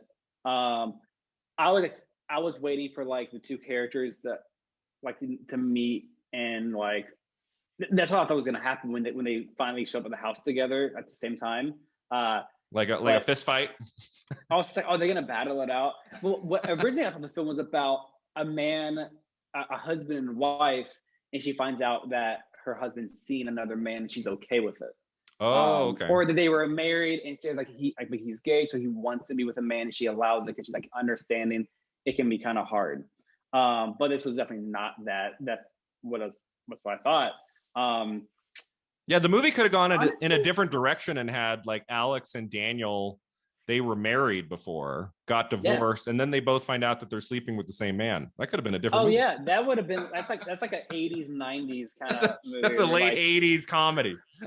What? Like episode, Modern Family episode, honestly. That's how that would go. But I mean, I would say the scene, I didn't hate it. I thought it was an interesting scene. Mm-hmm. The scene with the dog, like, oh, we haven't talked about that scene yet, and I don't want to put off people from seeing this movie because it's definitely worth seeing. But we do get a dog hit by a car, and we see it dead, and that looked very dead. And I'm like, well, how did they film that? It does look real, exactly. So I'm thinking, did they tranquilize it? Actually, I think I think they. I googled it after. I was like, oh, okay, dead dog. Like, did it die? I think they did. I think they just just tranquilized it for a bit and just for that scene. Because also, I feel like had it been a dead dog, he would have been stiff. Because when they moved it, he was like slumping over and everything. Oh, right. And I was like, but I feel like because that scene was very interesting. It wasn't very well edited. It's hard when you have a little girl running across the street, you have a dog, and then the dog gets hit, and then everyone's like, oh my God. And it's like, it's a little bit needed another pass at the editing. It was very weirdly edited because I was like, wait, the dog got hit. Okay. Did the girl get hit? Like, what's happening? For me, I thought that scene was so interesting because to me it showed Alex's character and Bob's character of how they reacted to that situation. Mm-hmm. Alex, her first instinct was like she was mad at the kid. She's yelling at the little girl. She's like, "How could you do this, you little idiot? You're better than this." Blah blah. Just ripping her apart when this horrible thing has happened. While Bob is like, "It's the driver's fault. He like you came around this curve so fast, driving like a maniac, and you caused this." And so I feel like Alex is much more realistic. She puts the blame on, I mean, it was the little girl's fault. She ran across the street, not paying a single thing of attention. She was not supposed to do this. And she did that. And Alex was like, "You're the one to blame. I'm mad at you. I can't believe you did this. I'm super mad." But then Bob is pushing the blame off of someone else. He's like, "You did this. This is your fault. This isn't our fault. It's not on me. It can't be on me." I felt like that really, to me, represented their character. That's their reaction because he's very aloof. He's very like goes with the flow. Nothing's his fault. He's not responsible for anything or anyone's feelings, and he put it off on the driver, while she put it off on who was responsible. Yeah, and I thought that was just. I hated it. I was like, this poor dog, just like dead. I don't like seeing animals hurt in films of any kind, let alone killed in a but just our audience should know you don't see the dog get hit or anything. You just see it on the side of the sidewalk. So yeah, I mean, I was like, why do we have to have this scene in the movie? And yeah, it was so random. And it was also interesting because I'm just gonna go over here in case. I'm gonna move this over a little bit. Sure. We have seen your boyfriend in the background without a shirt on a few times. Yes, he's just walking. Yeah, I was just like, okay, well, he's part of this episode now. He did Dave Locust as well. And also remind the director's name. I keep wanting to say John, right? John Schlesinger. I'm afraid of his last name, which is why I keep saying the director. John S. John S. So John S. also did he did The Day of the Locust after this film. And in that movie, there's a cockfight. So two roosters who battle, and they apparently it's a very brutal scene. I remember the scene in the book as well. But when I was watching a movie review of it, just like to get a refresher of the other movie he did, They said it's a very graphic scene of it's like, yeah, animals being hurt. And Okay. I was like, oh, I was like, well, he also did this in Sunday Bloody Sunday. And I was like, who knows if there's a reason why he really wants to include these scenes. I mean, that was in a book, so maybe that's why he didn't include it, because it was in the book, because I feel like he could always leave it out. And it was representing, I know like the cockfight was kind of representing this chaos that happens in the end of the movie. But like the dog getting, killed, and, it was a pretty horrific little, 5-minute scene. But I wonder if there's a connection between. So you're suggesting that John Schlesinger was a gay man who hated animals. Yes, he was a gay man that hated animals, and he does not like roosters, and he does not like Rottweilers. His co-writer on Sunday Bloody Sunday, he said, we need to write a scene where a dog gets killed. And she said, I'm on it, John. I'll get you the scene tomorrow. Okay, thanks. Well, I'm thinking like maybe he this idea of just like hurting an innocent animal, maybe he needed that like shock for any reason. I have to dive into it later, but that it was a correlation between the two things, and same director. And I was like, huh. Now we've talked about the semi-poor editing of that scene. The worst cut of the whole movie, I don't know if you noticed this, I rewound it because I had to watch it a second time, was at the beginning when that same dog, it like jumps up on Glenda Jackson, on Alex's chest, and she kind of like goes like this, she goes back, and then it cuts to a close-up, and she's just standing there still with a smile on her face. It was one of the worst cuts I've seen in a movie in a long time. And like, did you notice that? It made me laugh out loud. I don't think I noticed that. Like the dog pushes against her, and she starts to like go backwards, and then it just cuts to a close up as if the dog's not there. It's very strange. Oh no, that's maybe something happened between. They're like, oh, we can't use those because I did a lot of video. Like editing was always my big thing in college, and I editing is such a big deal to me. And when things like that happen, it drives me crazy. I'm happy I didn't see that, because I would have probably just turned off the film and like done, like no more. That bad cut just killed the movie for me. I made films in college and stuff, and I'll look at a couple here and there now, and it's like a bad cut that I made 15 years ago, whatever it was. Like I have to turn the movie off. It's like, oh, Brian, what'd you do? Come on, man. But a good cut though, that's like my favorite thing in the world. Oh my gosh. I was editing stuff for work yesterday, and I was like, I was in the video, and I was like, had different angles of making this dog food thing. I work for a dog product company now, and I had different angles of me doing this thing with my hands, and like I had to cut where like my hands were like this exactly the same on both ends, and I was just like, this is why I do video production, just for this little moment of a cut that is so seamless and this works, and it's another high. That's another high I'll get is on good editing.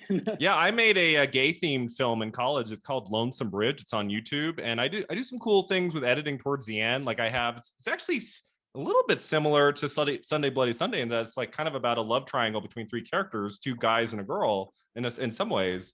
And I do some cool things at the end, like the girl's running up the stairs frantically, and she like reaches for the doorknob, and then the door opens, and the character walks in, but it's not her. It's one of the other guys. And it's almost like it's happening in real time. So I did some like cool like editing things back in my my film school days. But yeah, editing is tricky. And sometimes a bad cut you don't really notice. It's not a big deal. But then there's occasionally when you see like a jump in time in a way that doesn't make any sense logically. Yeah, I would say like one of the worst. Thinking of it, the second Fantastic Beasts movie, some of the editing in that movie was awful, and it turned me off so much. That movie was just rough. So many time jumps. I'm just like, when did we get here? And I was just like, we were there a second ago, now we're here. I was just like, what's happening right now? And it's funny, one of my other favorite movies was The Invasion with Nicole Kidman. Loved that movie growing up. I have never seen that movie.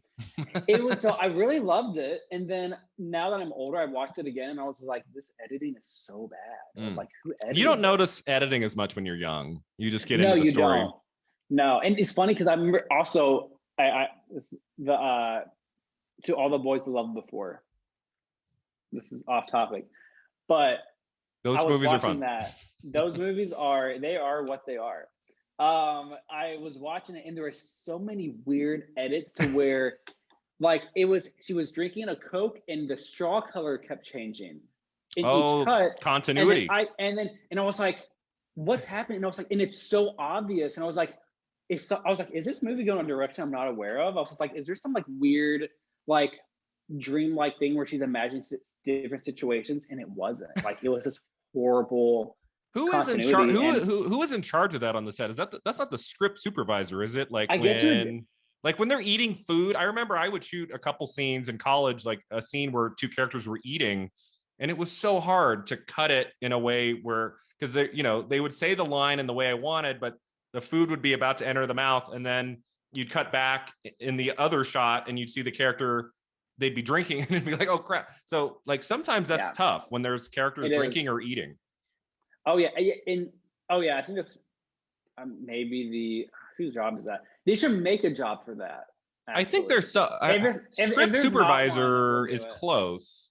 I don't think they're in charge of like is the straw in the right place. But like I was like, when the straw just kept changing color, I was just like, this is awful. And then there was also a part where like they had scribbled this thing out, and the scribbles kept changing like how it looked, and I was like, I'm so lost. And I was like, this, like, there's something else going on in this movie. But anyway, that's another. It's something you don't notice on the set. You're thinking, especially as a director, you're thinking about 80,000 things, and then it's when you're cutting the film and you go, oh my god, that her shoes are on the ground there in two different ways. Like you don't think about that stuff on the day. So I don't know if that was Schlesinger's fault or someone else. It's all right. It's like 2 seconds. We'll get over it. One other thing, we talked about horror films. Did you notice there were some moments in this movie that had a horror feel to it? The score in some places, there's a scene where she's walking in the dark and it's like a lot of like these close-ups on her face, like in shadow. And I wrote down, ooh, Glenda Jackson would be great in a 70s horror film. She would. You know, 100%. Like she could have played the mom. She could have, if Ellen Burstyn had been unavailable, Glenda Jackson should have played the mom in The Exorcist because she has that quality.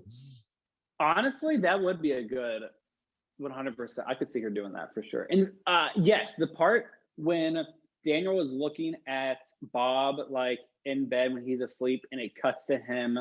Do like a quick cut, and like Bob is sick and he's like dead in bed or something. Yeah. Because Bob had been sick a little bit before from his was it polio vaccine? Yeah, he got a vaccine. Like that? Yeah. So yeah, and I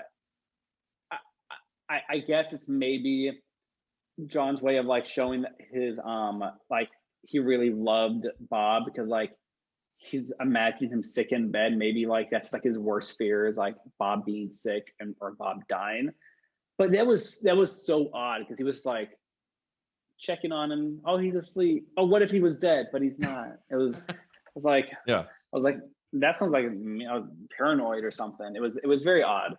And then the last thing is, I mean, no shade on this actor. I thought Murray Head as Bob was a little stiff at times, right? Like I felt like he could have been more charismatic because like the whole movie you have to buy that these two older figures are kind of giving up everything and putting all of their love and affection to this younger guy. And like, as an actor, he didn't really like come across as super charismatic. I feel like I'm glad that he wasn't like overly like feminine and crazy. And that could have been that the movie would have gone in the wrong direction. But I feel like he was just a little stiff at times for me to really buy their intense love for him. I don't know about you. Yeah. I mean, and honestly, maybe it was just he's very attractive. The fact that he was young. Maybe because he was young and attractive. Maybe that's all they cared about. I mean, that could be it. But yeah, I mean, Bob, I was like, Bob is boring. Boring Bob. He's a little boring. He's like an artist. Like the movie doesn't really go. Do we have a lot of moments with Bob like off on his own? I feel like the movie mostly focuses on Alex and Daniel. They don't really focus. We don't really go on a journey with Bob at all. No, I feel like Bob could get like a sequel of him in America, but other than that, I was like, he is. Yeah, I don't think you see him once by himself. He's always with them. And you would watch that? I don't know if I'd want. I wouldn't watch it. No, Bob in America. That's Bob in San Francisco, 1974. It would be a disaster. And that movie would be very boring. That would be horribly boring. I couldn't do it. Like, what kind of artist is he? I was like, what's this little tube thing he's making? Well, maybe if the sequel, it also brought back like Finch and Jackson, and they both fly in to San Francisco and they try to like win him back. That might have been interesting. Sunday, Bloody Monday. Two bloody two bloody Sundays later. Okay, so I want to talk a little bit about the very last scene. Any other scenes of the film we haven't touched on? I feel like we've touched on most of it. If you have not seen the movie by now, we've pretty much talked about the whole thing. Yes, we have. So there's a toucan in it. Also, there's a lot of animal stuff. I always pay attention to that. Like there's a monkey and then there's a toucan, and I was like, oh, the toucan, yeah. I was just like, I feel like there was a purpose with that. I think it's now. I feel like it's his way of. Because he's like, oh, hey, can you watch my toucan for a bit while I'm in America? I think it's just like his way of keeping them on the thread. Like, oh, take care of my toucan. Maybe I feel like Bob could be super fake. As like he could just be like, I just need them I need them for my own like personal reasons. And like now he needs to take care of the bird. I'd be like, screw your bird. I'm not gonna watch your bird. Like you're going to America, you're leaving me. Like, I mean, yeah, that's like not something. If somebody you love is leaving you, and they say, "Oh, and by the way, can you take care of my bird?" That's kind of hard one to say yes to. Yeah, it's almost like he was almost using them in the end, but I don't know. It was. Yeah, so let's talk about the ending here. So he leaves for America, and the last scene of the film. This is something that happens that is not in anywhere else in this movie. Peter Finch, the actor, and Daniel, he turns to the camera and talks to us through the camera, gives a monologue.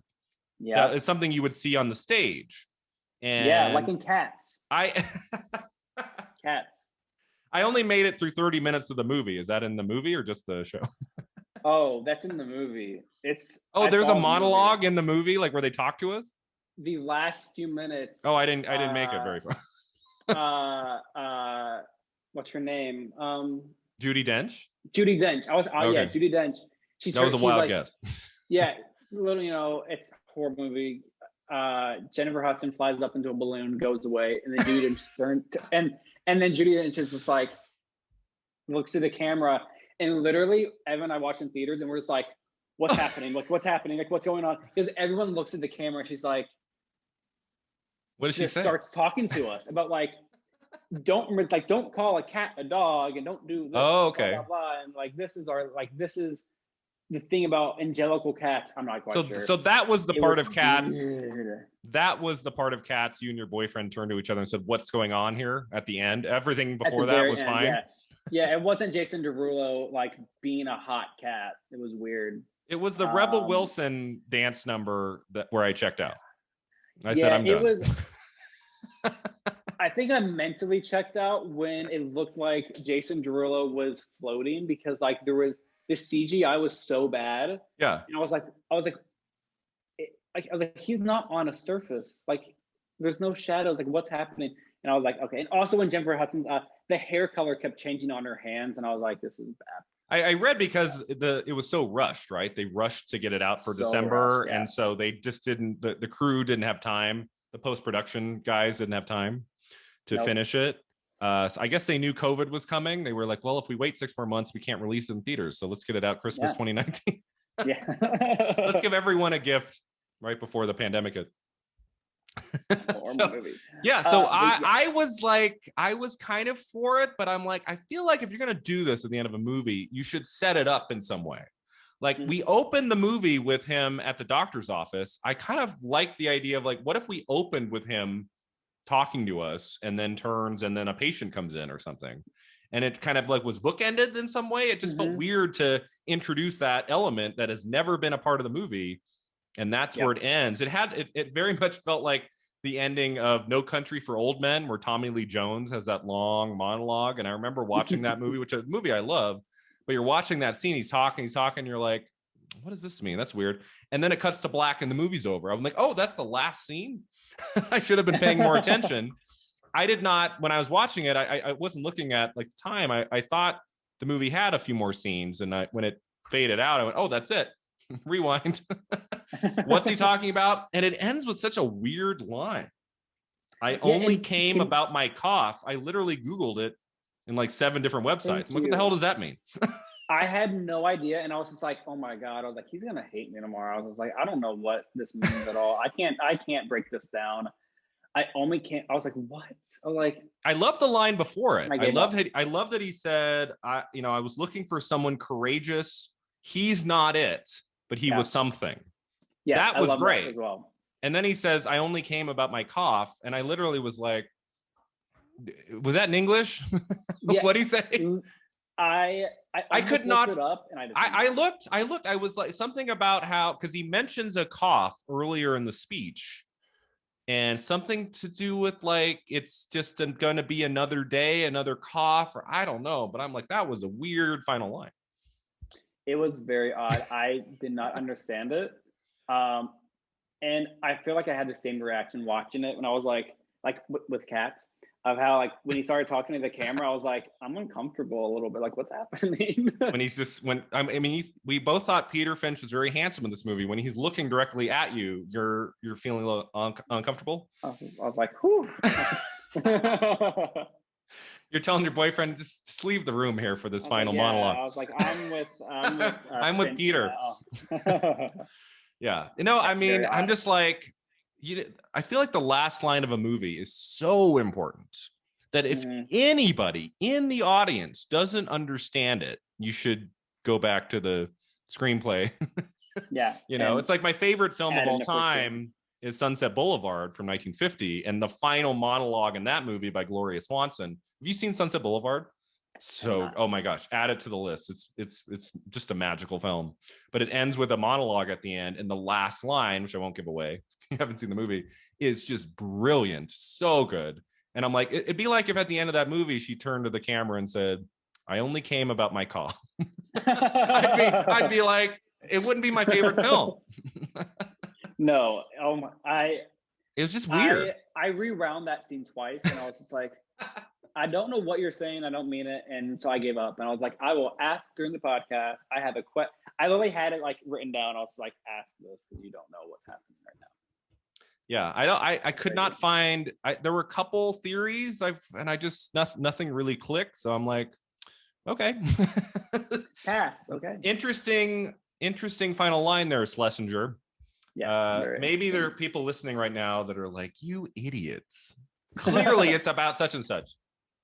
Just got to get older. Maybe you have to be. It's about COVID. Maybe you have to be Finch's age to really get it. Oh. I guess so. All right. So anything else about the movie? We talked about the performances, Glenda Jackson, Peter Finch, so great in this. I'm very happy they were both acknowledged at the Oscars, at least with nominations. I thought Schlesinger was so playful in his direction in this movie, was doing unique, interesting things that not a lot of directors are doing in 71. And I could notice that. And it honestly, one of the things I wrote down was this movie makes me want to seek out all of Schlesinger's work. Like, we'll talk about at the end. We're going to talk about him a little bit more. I've only seen now 4 of his films, and he made like 15 to 20. Like, he made a lot. Wow, okay. So, including the 70s, I want to say there's like 5 more films, including Day of the Locust, that I have not seen. So I'm excited to see more of his work. He's a very talented director. Yeah. So why do we think the film is called Sunday Bloody Sunday? Go. Okay. Okay, when he was leaving, did Bob leave on a Sunday or was that on a Tuesday? Well, so we get title cards throughout the movie. Yeah, we open with, is it Friday? I think it opens with Friday. Yeah. And then we get Saturday. And then I want to say like an hour into the movie, it's a Sunday. So it's okay. So everything's going to go down with this trio on Sunday. And it's like when everything happens, Bloody Sunday. But then it cuts to Tuesday. And I went, okay. And then I can't remember if we see Sunday again. I'm assuming that the last 20 minutes, like maybe when Bob leaves and everything goes down, is supposed to be the following Sunday. I'm thinking that because otherwise, I don't know why it's called that. I remember reading that this was over a 2-week period. Right. So it was like 2 Sundays. So I'm assuming like it's like Bloody Sunday. I just feel Bloody like Sunday is a historical day that has not happened yet. exactly. Bloody over there. What is like the definition of bloody? It like just like crazy, Oh, like stupid. I feel stupid, like I think of Harry Potter. Like, bloody oh, hell. bloody hell is what I think of. So I'm thinking, like, maybe it's just like they're dreading Sunday. They're dreading Sunday They're because dreading maybe this that's when day. he's leaving and they'll be I alone. Yeah, I feel like Sunday, they're bloody dreading it Sunday. because like maybe Daniel and Alex have to like figure out where their life goes from Yeah. there. And then to make it 'Cause- more confusing is I believe there's a 2002 film directed by Paul Greengrass, who did the later Born Identity movies and United 93 and so many great films. Most recently News of the World with Tom Hanks. And Oh, he made his like breakthrough film from like '02, I want to say. It's called Bloody Sunday. And it's about the 1972 historical event. So when I saw the title for this movie, I'm like, oh, was that related to that day from 72? It's not. It's something else. So kind of weird. I just don't know if it's fitting for this movie. I would have called it something else. I would have like Toucan. I don't know. I don't even know. Toucan. Alex. It could just be Alex and Daniel and Bob. Yeah. Because in '69, there's a famous movie from '69. It's called Bob and Carol and Ted and Alice, and it's about two couples who, in the second half of the movie, become kind of tangled and they like go to different partners. And I guess that would have been too on the nose. Yeah, way too on the nose. but not Sunday, Bloody Sunday. It's kind of a weird title. Very odd. And then my last question about the movie is, if they were to make this in 2021, what would be similar? What would be different? And I've had guests before who's like, they're not going to remake it. And you never know. They just announced a movie I'm going to talk about next year called, is it Blackula or Superfly? One of the blaxploitation films of the early 70s. Just last week got an announcement it's being remade. So there are films of the early 70s that they make again. And, so much today is about IP, intellectual property. Not to say that Sunday, Bloody Sunday is a movie that everybody knows now. If they were to do, but they did do Boys in the Band. So you never know. What would they change about it, do you think? I think they would give I feel like Bob would get he had more character development probably. Bob would be more of a presence. More prominent. Yes. Yeah. And I think a relationship between how Daniel and Alex knew each other, I think that'd be more established. I think a lot of people love closure these days as well. I think a lot of people want closure in films, and there wasn't a lot of closure with what happened with everyone. Mm-hmm. Even though, then we have like a movie like La La Land that like there really wasn't a ton of closure with stuff, and like things were like. Oh yeah, yeah. I love movies that do not have closure. I like when you're thinking what might happen next. Absolutely, I 100% agree. I think I do love when things are like that, where like things are open ended. I think but audiences now need answers. Yeah, I think audience like answers now. The dead dog thing might not happen with that would be gone. That'd be gone.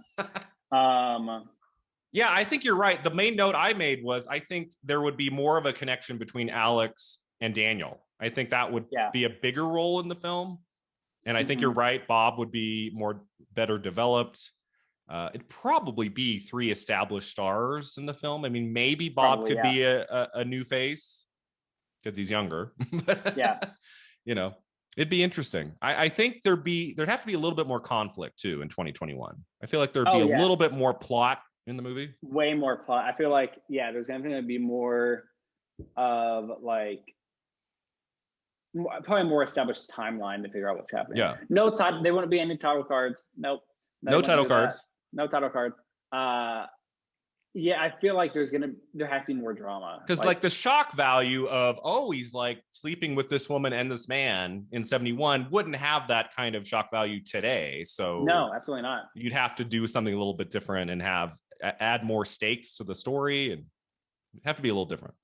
So Sunday, Bloody Sunday, highly recommended. I think you should check it out. If you're interested in films of the early 70s, this is one to see for sure. I would give it a solid 3.5 out of 4 stars. I don't know what rating system you use. I use the old Gene Siskel, Roger Ebert 4-star system. That's the one I've always liked. I would give this one a solid 3.5. I'd give it a 3. Okay. Only because it was just a little slow. Yeah. It was a little too slow for me, but I think the performances were so great. And I was very, very invested in both Daniel and Alex. I kind of felt for them as well. I think seeing both of them kind of struggle with what their next steps are, that was kind of, because I mean, they see Bob, he's going off to America to do all these things, and he has like this adventure planned, and they actually Alex is not, and they're both older, and I think I felt with that, and it was. I'd be much more interested to see. I would love to know what they did, 2 years later, like where they were at. I don't care about Bob. I care about them. I want to see what they're up to. Oh, that would have been cool if they had done like a semi-sequel where we could see Alex and Daniel a few years later and like what their relationships were like. Yeah, that's interesting. I wonder if that was ever talked about. I mean, this is a period where sequels were not being done really at all. Yeah, unless it was like a independent film or horror film or something. Like sequels were not really a thing until the 80s. Yeah. So that's also a part of the business then too. Yeah. All right. So Andrew, that takes us to our final 2 segments. The first one is called the Divine Double Feature. That's where we pick a more modern film of like the last 20-ish years that you think would be a cool pairing with Sunday Bloody Sunday. If someone were to finish this movie, put something else on right after that's newer, but that has something in common. Anything come to mind? Yes. For me, one that I related with, one, Moonlight was one. Just Moonlight's a great choice. The expression of just specifically a Black gay character, as well as the man he was with. It wasn't said, but he had a wife and a kid, so he could be bisexual as well. It wasn't really addressed that way. But that movie, just because it's such a intimate representation of a man in that situation, and the filming techniques are just insanely gorgeous. There's a lot of scenes where it felt very artsy, especially with I remember the scene that stands out is always the mom, with the pinkish, reddish, bluish purple lights outside the bathroom, and they cut back to that scene a lot where it's always her either yelling or she's really drugged out, and oh my god, it was just a beautiful movie, and I just loved it. One that I think that would be great relating more so with Alex and with Daniel, those two characters, is This Is 40. With, Paul Rudd and Leslie Mann. Yeah, Judd Apatow. I love Judd Apatow movies, and I think that is it relates with them because it's them now reaching 40 and they want to know what they're gonna do with the rest of their lives. There's a scene when Leslie Mann's at the bar and this younger man is attracted to her, and she was just like, oh my god, this is what it's like, and I feel old about myself. And then Paul Rudd is trying to figure out what his career is gonna go, and I think it's something that a lot of people experience these days of you're 40, even if you're married and have kids and are in a semi-happy relationship with your spouse, there's so much more living to do, and your career can take you in a whole different direction. And I think, and that's also a long movie, and there's not much of a plot. I mean, it's just basically them living their lives and about to turn 40. There wasn't anything exciting happening, but I mean, it's hilarious as well. But it's the writing for it, I think, was great as well. It's definitely not a stupid comedy. It's a very down to earth comedy drama. Dramedies are my favorite. I think I love horror movies. The dramedies are my favorite, I think, genre of movies. Because to me, they're always just so real. Because life is full of drama and comedy. Life is not horror. Some people, I don't know, not mine at least. Most of the time, it's not. Because some of my favorite movies I have listed down, Little Miss Sunshine and Juno, and I love This Is 40 as well.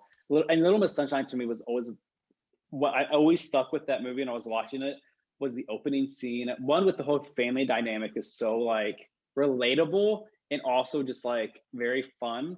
Was when they're getting dinner ready, the mom stops at KFC to get fried chicken. She gets a little bag of salad from the fridge, and they each have like their own little plastic cups laid out, and it's like everything's mixed match. It doesn't really matter. And she's like, "Here's dessert. It's a thing of popsicles." And it was just like their little journey to go get their daughter at a beauty pageant, and each character, and also in Steve Carell is a gay character in that as well. And yeah, and Little Miss Sunshine. And he was suicidal as well, and meant to the whole like mental health of like his career, and like how he loved a man, and then that man was with someone else, and he was a younger man as well. He was a student of his. And that's right. It was, I love that movie. And Little Miss Sunshine is so great. It was such a breath of fresh air. It came out in 2006, a great year for film, but mostly serious films like United 93, Children of Men, Little Children. So many movies I love came out in 2006. And Little Miss Sunshine was that breath of fresh air of like a comedy, but also about serious issues. But you talk about you love dramedies. It's so tricky sometimes to balance comedy with drama in a movie. 100%. Little Miss Sunshine is one of those rare films that really hits you hard in the serious scenes. Like when Paul Dano, he recognizes that he's colorblind. Yeah. And there are moments that just gut you in that movie, but you're also laughing out loud hysterically too in other scenes. Absolutely. Most movies are not able to do that in a successful way. And that's actually why I like Scream so much, because there's such a good balance of humor and that's right, horror. And scares. And I was like, this is fantastic. I was like, this is such a good balance. Like I'm enjoying this. Like I'm enjoying it, and also like it's freaked out. And with Little Miss Sunshine, it's like I'm gonna cry, but also like the scene of them dancing on the stage, like she's a little stripper. Like this is so weird but hilarious. And then this is 40s really good. I love the work of Judd Apatow. I just think he is fantastic. I mean, going back to the shows he worked on, like Freaks and Geeks and Undeclared, and then 40-Year-Old Virgin was so hilarious. I remember seeing that opening night in a giant crowded theater, and there was very few experiences I've had in a comedy since the early to mid 2000s. That was just a blast. And then This is 40s, really solid.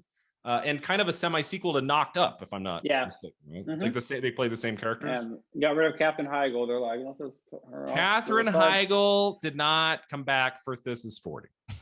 No, she did not. She did not come back for a lot of things. Yeah, I mean, that's a good point. After Sunday Bloody Sunday, 2 hours of this, you might want something a little bit funnier. Yeah. So that's a good idea. Funny. I went something that's not funny, but that is very similar in kind of its storyline, and kind of two men and a woman kind of getting together. And that's a film called The Dreamers from 2003. Have you heard of this film? I have not. Rated NC-17, my friend. Oh, okay. So it's not for the younger audiences. Directed by Bernardo Bertolucci, who's famous for Last Tango in Paris with Marlon Brando, which is a film I'll get to next year. That came out, was it 70? I think it was 72 that came out. And it stars Michael Pitt, Louis Garrel, and Eva Green. You've probably seen Eva Green and stuff. She's the Bond girl in Casino Royale. She's been in some big stuff. And then Michael Pitt is another great actor. He's been in a lot of television, and it's a story of they're not like, it's not a story that's just all about splashy nudity and sexuality. It's really about friendship and these three characters coming together at a very important time of their lives where they're trying to find themselves. It's a coming of age story. They're all young. They're like in their late teens, early 20s. And it's just a beautiful kind of art film about sexuality and coming of age. And it's a movie I haven't seen in a long time. And a lot of Sunday Bloody Sunday kind of reminded me of it. It's a little bit flashier in The Dreamers, obviously a much newer film, but definitely worth checking out if you're interested in some more kind of like art house kind of feeling with the similar story that we get in Sunday Bloody Sunday. Okay, cool. So it's called The Dreamers. All right, our final segment is called Beyond the Flick. It's where we take an actor, director, or a genre, kind of talk about a little bit more detail. I thought for this one, we'd talk about John Schlesinger, the director. He's made 15, 20 films. You've talked a little bit about Midnight Cowboy. Anything else you looked up or want to talk about this director? I have a couple films of his, famous films, that have not come up yet. No, I mean, I know, I watched Midnight Cowboy because I definitely have heard of that movie, and I Mhm. recognize some of the famous, like the lines from it. And also I do like Dustin Hoffman as well. Mm. And then when I saw he had directed Day of the Locusts, I was like, oh, I gotta, like, I was like, I Check remember the this one book, out. and the book was really weird. Um, Yeah, and that was like and so 73, I want to say. So it's coming up here soon, the 50th anniversary. yes, I Yeah. believe it is 73. And um, I was like, it's funny because after seeing this movie, I mean, after seeing Midnight Cowboy and Sunday Bloody Sunday, I was like, it makes sense that he would do Day of the Locust because it was so real about that time in the 30s of when a woman, they're trying to be this big Hollywood star, and Hollywood is such like the big thing. I think it was right after the Depression, I guess, and it was, people now trying to get their lives back together. And it was some disturbing scenes as well, Mhm. because in chaotic, I feel like Midnight Cowboy to me was a little chaotic. It stressed me out a lot. I was Yeah. just like, this guy is like, It's not a his very life is, enjoyable watch, Midnight Cowboy. no, he's trying to be a prostitute in New York when he's from Texas, and it's not going his way. He's not successful at it until the end. But even then, he kind of gives up. He goes out to Florida, and the Day of Locust is like, it's a bunch of people who are trying their hardest to be successful, and it doesn't go that way. And it's much more chaotic. I know there's gonna be some trippy scenes in that because the ending's just like insane. And do you know what Um, that movie was rated? Do you know what the MPAA gave Midnight Cowboy in 69? oh God, I do not. Gave it an X. Oh, So in really? 1968, when the rating system was introduced, it was like G, PG, R. They didn't have PG-13 until the 80s. And then X was their version of what we have today, NC-17, which now, Okay. I mean, you never see movies rated that anymore because it's like hard to get distribution. Although on Yeah. streaming now, it's a little bit easier. Yeah. But rated X, the only X-rated film to win Best Picture at the Academy Awards, will always be Midnight Wow. Cowboy. That's But incredible. I you did not watch know it that. today, and I'm curious, like having watched it last night, was there anything about it that suggested it should be anything more than an R? Like it's pretty, I it's not, think it it's was. fairly tame, right? Yeah, I think it's pretty tame. I mean, I mean, he was like sucking on a woman's breasts, and I feel like, oh, that's definitely like porn. Like that's like I was like, yeah, I was like, it's full blown nudity, and also just like I think there's some references to more gay sexual stuff. Okay. And the language was pretty bad language as well. Mhm. Yeah, I think it was. Yeah, his sex scenes were quite intense. Well, there was also like a weird, like, within these flashbacks, like it was almost like it was a rape scene that I don't. It's almost like he had sex with this woman, and then he was accused of rape. It was very odd, Mhm. and it was disturbing. So I think that's probably what gave it the X. Strictly more so that scene because it was quite odd. Because then he was naked and these men strapped him up, and I was like, are they gonna like, do something to him? But I don't know what was happening. That's why it's X 100%. So Yeah. what we were saying is what? Thank you, John Schlesinger, for all your work. For all your work. Any other films he directed that you looked up that you've seen before or heard of? I don't think so. I can't. Off the top of my Neither head, I one can't of think us of has seen anything. his Madonna film from 2000. No, no, I I'm do. not. So not for the podcast. I do occasionally look at films on their 20th anniversary. I somehow missed last year the next best thing from 2000. I have not heard good things about it. That's like, I think he had one more project after that, but like his last really big movie was that one. Is he still So, alive? no, he passed away, I want to say in the last 10 to 12 years. He is not Okay, alive. Yeah. gotcha. Okay. Yeah, I mean, he All was right. directing feature films in the mid 60s. Yeah. So yeah. That makes sense. So he would be very old today directing his Very next movie. old. But hey, Clint Eastwood just wrapped a new movie and he's 91. So Wow. it can be done. Yeah, American Sniper Clint 2? Eastwood directed a film and acted in the movie. I think he's the lead of the movie. Wow. At 91 years old during COVID. That's insane incredible. to me. That is. Is that insane? And what is the movie? It's called Cry Macho. It's coming out by Warner Brothers in October, I want to say. Okay. So yeah, we're actually talking about him a lot this year because Clint Eastwood had 3 films that came out in 71, including Dirty Harry, one of the most famous movies of 71, and his directorial debut, Play Misty for Me, came out in the fall of 71. So Clint Eastwood's going to be all over this thing. Oh, yeah. Oh, yeah. And still 50 years on, directing another movie at age 91. Pretty impressive. Incredible. So my third favorite Schlesinger film, I mean, I'd probably bump this out and make it Sunday Bloody Sunday now. But before seeing our movie for today, have you heard of or seen Eye for an Eye? A really underrated thriller from 1996. The only thriller I think Sally Field ever did. Like she plays like a Linda Hamilton. She plays like a Linda Hamilton, Sigourney Weaver. Like her daughter is raped and murdered, and the movie is about Sally Field's character going after the rapist, played by Kiefer Sutherland. A really ugly, just awful Kiefer Sutherland in a good way, like not in his performance, but he just plays a sleazy guy in this movie. And you know, she goes to the cops, she's trying to get people to help, nobody will help her. You know, he goes to jail for a little bit, then they let him out, and then Kiefer Sutherland's character is just living his life, and Sally Field's like, I am going to take this mother down. And what year is this? 1996, so not super old. 25 years ago. He's like Kiefer Sutherland. Okay. Yeah. And it's not a great movie. I mean, most of the critics at the time dismissed it as exploitative and, you know, gave it 1 star. It's not a great film, but I saw it. I remember watching on video with my parents, and I got really into it. And I thought I really love slightly cheesy thrillers from the 90s, or something about the quality of those movies. They would always get a big star for the lead. And Sally Field, who's really more known for dramas and comedies, doesn't really play in like suspense films ever. It's like, you know, you get someone like Meryl Streep, who is mostly known for like dramas and stuff, and then she shows up in a film like The River Wild, which is so great, and she plays kind of an action heroine in that movie.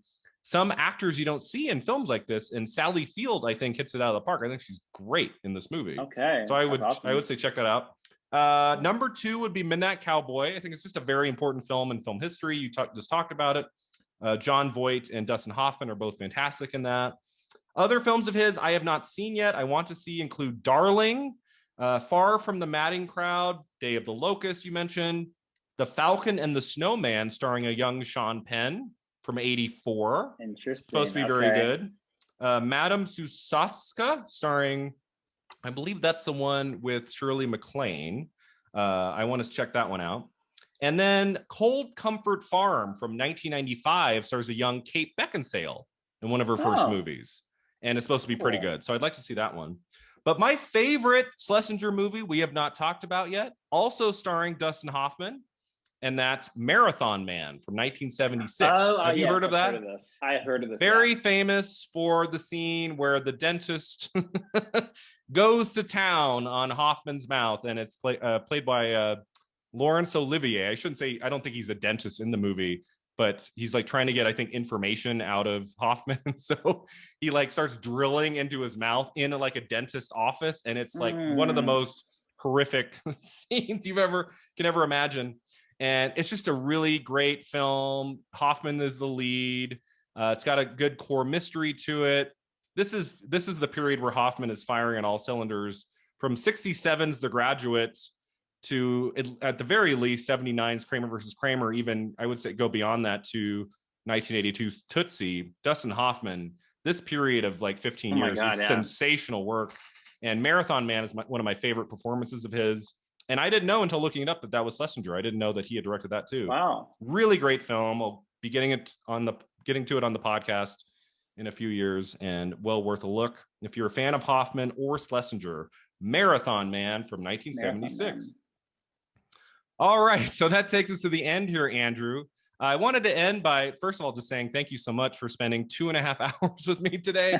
Any guest that stays longer than 90 minutes, I am so just grateful. Oh my God. And this has been such one of my favorite conversations I've had. I'm almost to 50 episodes now. Been doing this awesome. since September 2020. Now. Yeah, I'm like a week or 2 weeks away from the 50th episode, which is insane to me. That's great. My hope was getting to Willy Wonka and the Chocolate Factory, which came out in June of 71. We just recorded that. That will have aired by now. So that was really exciting. And yeah, to kind of continue digging into these 71 movies, and someone like you, just so passionate about movies, had so much to offer here. It was such a blast to talk to you about this movie. I had a great time. Thank you so much for reaching out. And I mean, like, I love movie recommendations. I love when people are like, they were like, hey, like, check this out. I've never heard of him. Like, awesome. Like, even better. Like, I'll go with it, like, go into it blindly. It's fun to go into movies blindly. It's always a blast. Oh yeah.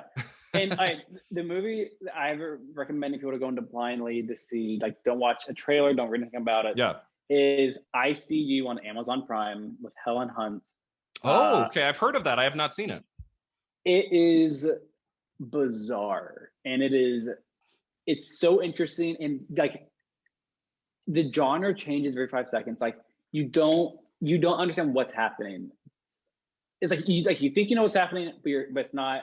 Mm-hmm. But not in an annoying way. Like me and my boyfriend and a friend were watching it, and we're like, this is freaking awesome. I was like, and it's very enjoyable. I mean, it's not like a movie that's like, like teenagers want to love it. I mean, anyone I think would love this movie because it's scary. It's like considered a horror film, but it just goes into so many it's like thriller and like it's crazy. I definitely recommend it. I See You on Amazon Prime.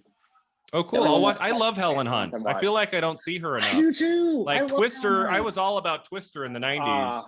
And then Twister's my favorite. Twister's just the best. And whenever she's one of those actresses, she'll pop up in an Andy Cohen interview, and I stop whatever I'm doing. Click new Helen Hunt content. I'm all there for it. So I will check that one out. Do you have anything you'd like to promote or tell our listeners where they can find you online? Oh yeah, I mean, I guess I'm on all social media. Okay. AR Campbell 94 on Instagram, Twitter, TikTok, and Tumblr. I still use Tumblr.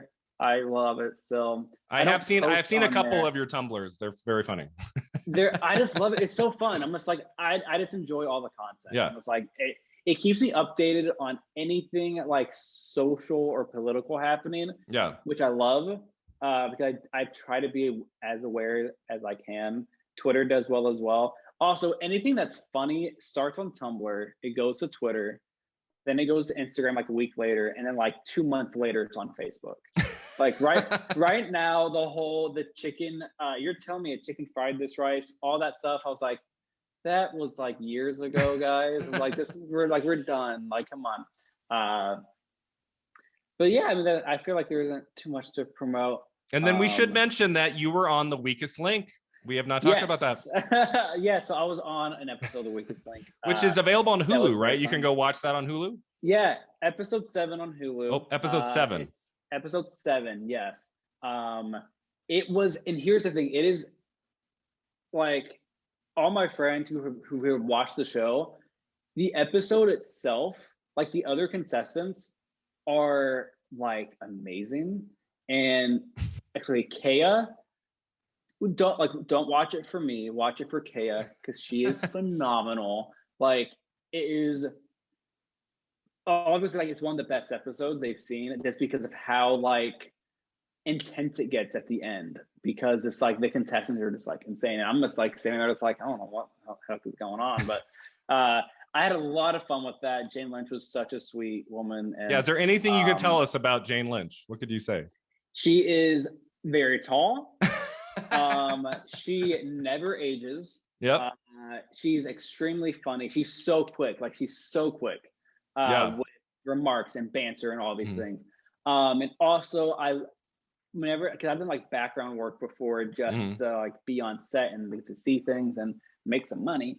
And I always love paying attention to the way like the big actors are with the cast and the crew, and always noticing that by far I've seen Jane Lynch, like the amount of like love and respect people have for her Mhm. in the relationship between her and the producer and the writers and the director and everyone, like everyone, there was such a great amount of respect and like friendship between them. And Mhm. I loved seeing that. Then it made me love her so much more because I'm a huge fan of hers. Like Best in Show and Glee and like everything that she's ever in. She's just like she just seals the show. And she was just wonderful and I love her. And it was a very fun show to be a part of. Even just for like one episode, it was great. I loved it. And it's a very fun show to actually just watch because the trivia is very basic trivia knowledge. Yeah. Mhm. And I mean, I was like playing along with other people like who were on like the team, and I was like, oh, I know that one. I was like, or I'll be like, oh, I'm happy I did not get that one. It was some. I got some science ones, and I was just like, I don't know. And then I had a math question. I got a math question. Literally, I just wanted to die. Like I can't do math this fast under pressure in front of Jane Lynch. I can't do it. Yeah, that'd be my fear of being on that show and just getting science and math questions the whole way Oh, it through. was I'd be out very quickly. Nervous wreck, totally. All right. Well, thank you so much for being here again, Andrew. I would love to talk course. to you again on the podcast, maybe about a horror film at some point would be a lot Oh of my fun. God, I would love that. I love horror. There's some really movies and- cool, really some cool horror films coming up here in the next couple of years. Yes. Be a And fun. I'd it's- love to get your insight. Absolutely. It's funny because like I was looking at like contemporary films of like the 2000s, and Hereditary is on that list so much, which I think is interesting. I love that movie. That was my Adore that favorite movie. film of 2018. I think that movie's extraordinary. Absolutely. I can't think of what came out in 2018. Definitely on my list as well. The fact that Toni Collette was not nominated for an Academy Award for that movie, I'm like, come on, that was an insane performance.